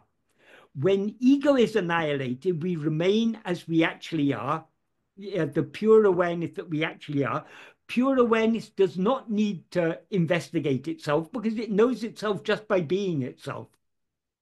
So self-inquiry is only necessary so long as we rise as ego. So long as we rise as ego, it's absolutely necessary. Once ego is annihilated, there is no one remaining to practice self-investigation. So if in regard to the first question, if I were to say, yes, it has led me to unequivocally to self-realization, that is in effect saying, I have known myself. The I that says I have known myself is ego. So it's a clearly self-contradictory. Bhagavan says in Uḷḷadu Nāṛpadu, verse 30, I think 30, 33 of Uḷḷadu Nāṛpadu, saying I know myself or I have not known myself, both are equally ridiculous. They're both a ground for ridicule, he says, because are there two selves to make one self an object known by the other self? Because being one is the truth, the experience of everyone. So self-realization is not, as Bhagavan says in verse 26 of Upadeshwandya, being oneself alone is knowing oneself. Being oneself means being without rising as ego. So if anyone says, I have attained self-realization, that is clearly a lie. Those who have, there's a saying in Tamil, Kandava Vindile, Vindava Kandile. Those who have seen do not say. Those who say have not seen. So whatever answer I give to this question, whether I've attained self-realization or not, according to Bhagavan, both are equally ridiculous. So I will remain without answering the question. But Yeah. I can be honest. As ego, no, I haven't realized I haven't attained self-realization because I'm still aware of myself as I am Michael. So I'm still rising as ego. That would have been my follow-up question. Yeah. The practice has to continue. Yeah. Until there's no one left to continue. There's no one who has any need for self-inquiry. Yeah. So long as we are aware of anything other than ourselves, we are mistaking ourselves to be a person. So long as we mistake ourselves to be a person, we need to investigate ourselves. Yeah, you actually said something very important. I don't know if I remember it exactly, but it was something like, as long as there's an I had to know that it's self-realized, then, well, actually Yeah. that I that knows, that is, of course, then ego. Yeah. But I think this is actually a problem that is going on with a lot of people that are claiming to be self-realized. This isn't a new problem. There have No, been people claiming to be in some elevated spiritual state, whether they call it self-realization or whatever they call it. There are always people who like to claim to be in some special spiritual state, because then other people will come and admire them and worship them and give them money and support them and all these things. So this is all humbug. no, but also people can sincerely believe that Yeah, they are oh yes, they liberated. do. I They mean, do. when I, Often those who truly believe are actually more spiritually elevated than those who in whom they believe. yeah, I can remember when I was start walking this path, there was a moment that I really became aware of the seer that was seeing. Yes. And at that time, I had the understanding that I had at that time, and I really believed, oh, I'm self-realized, because for me that was a huge discovery in that Yeah. way, and I Yeah. Yeah. sincerely believed, oh, this is it. And then Mhm.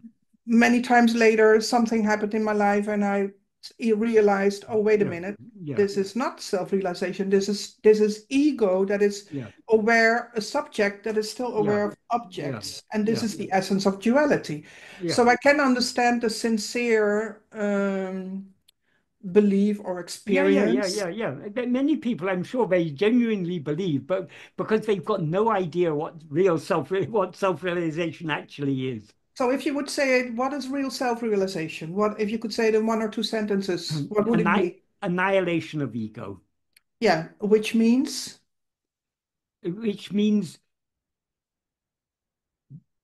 it's, so long as we are aware of anything other than ourselves, so long as we are aware of multiplicity, so long as we are aware of distinctions, otherness, differences, we who are aware of that are ego. yes.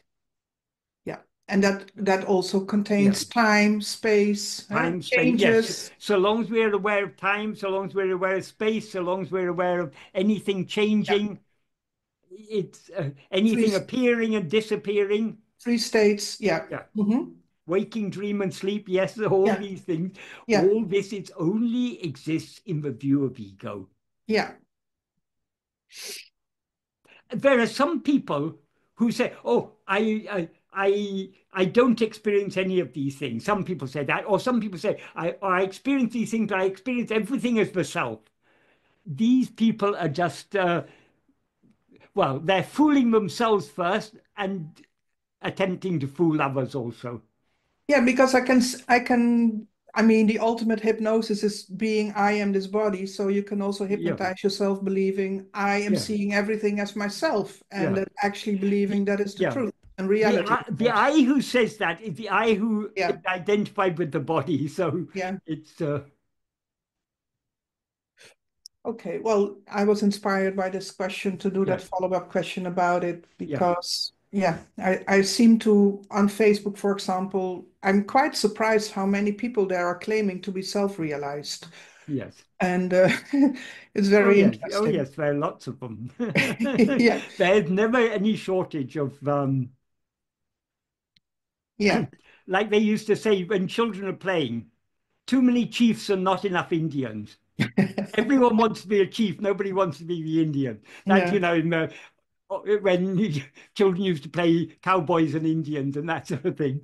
So, um, yes, it's much nicer to be self-reliant. It's much nicer to be a guru um, than to be a spiritual aspirant. It's much easier yeah, to be a guru, yeah, not a real guru. I mean, yeah, this sort of guru. yeah. But I can see how that can be a sincere misunderstanding yes, that yes, actually yes. seems like a real experience. Yes. And self-realization is not an experience. Yeah, No, it's the yeah, death of the experiencer. yes. Well, thank you. Uh, Sean, we talked about this. Is there something you want to follow up here? I was a little bit curious if you might even consider it like a stage on the path, because you come across it so often that people think they're self-realized. It's so common. I almost wonder if it's like, well, eventually they'll figure out they're mistaken. But Yeah, life will remind them, and if life doesn't remind them, death will remind them. Yeah, Yeah, yeah, we will continue receiving blows. Inevitably, we all receive blows until the ego is completely annihilated. yeah. Well, ultimately, we can use it for our own understanding, of course. I mean, Yeah, and any other person can experience it the way yeah, they want, of course. Yeah. yeah. Um, okay. Well, we are finally at the last question. Mm, Dear Michael, from Jacques, not really a yeah. question, but after the translation and commentary on the first 21st, uh, yeah, First 21 verses. yeah, 21 verses of Arunachala Aksharamanammalai, will there be a sequel, or at least a translation of just the verses without commentary at first? Thank you very much. Pranam Arunachala Ramana. Yes. Well, it's all in Bhagavan's hands. I hope so. I'm trying to uh, finalize and make available all my translations on Bhagavan's works. Um, I'm making ridiculously slow progress because so much of my time is taken up by people sending me emails, and though I tell people I'm not answering emails, people often write about some people get the message, some people don't get the message. So I have to, I often feel compelled to write replies to people. Um, and also, as the body gets older, we have less. Well, it's partly the body getting older, we have less energy. And also, there's less. 10, 20 years ago, I seem to have a lot more energy for these things. Now, more and more, I just feel like withdrawing back within, not very successfully, but at least I have the inclination. So there's less, I seem to have less drive than I did have, but I am slowly making progress with these translations. I'm trying to do them as thoroughly as I can. So I'm now nearing completion of translating Arunachala Navamanimalai. I'll make that available. Then probably I'll take up Patikam and Ashtakam next, and maybe Pancharatnam. Then I also want to do um, uh, Ekama Panchakam. That should be quite a quick one to do. And Upadesha Tanipakal. And then I'm going to get back to Aksharam. First, I will do a complete translation, make my translation of the whole thing available. And then eventually, I hope to get back to explaining the verses. But it's Aksharam. I was very, I was very hesitant starting because Aksharam is such a deep text. Um, it, it is arguably the deepest of all of Bhagavan's works. So it's the one I feel least qualified uh, to write about or talk about because it's I mean we can talk about it, we can write about it, but it the verses are so deep. What the what Bhagavan is expressing in those verses, truly speaking, if we understand Aksharamlai and really immerse ourselves in Aksharamlai, that itself is following Bhagavan's path. I mean, we can't immerse ourselves fully in Aksharamala without turning within and dissolving back into the source. It's the ultimate work of Bhagavan, we can say. So I'm keeping it till the end. So if it is Bhagavan's will, yes, I will. Well, at least I hope I'll be able to translate the whole, make my translation of the whole thing available. And if it's Bhagavan's will, maybe I'll continue with the explanations. Thank you, Michael, for that last answer also. Yeah. And that sharing. We've gone through all the questions. I don't have any question anymore. Sean, do you have a follow-up question? No? Okay. Well, then we are ready to end this, unless there's something you want to say. I think I've said far too much already. Okay. Well, if there's something you want to have eliminated, let us know. No. I personally didn't think you said far too much. At least I could resonate on what you were saying. So I guess there will be more. Well, I think that they were useful topics we were talking about today, I think. Yeah, I certainly think so. Well, the only thing I still want to say at the end is a practical note, because we started doing this because these were 8 key points in the introduction that you wrote. And the introduction is slightly in an adjusted form available on your blog website. You posted it on the 24th of September 2024. If people want to read it, because it's very, very interesting, a very interesting read. And our next meeting will be about the 6th key point mentioned in there. And I really I'm so grateful for this talk. I really want to thank you for your time and the energy in doing this. And so, Namo Ramanaya. Namo Ramanaya. Namo Ramanaya. Namo Ramanaya.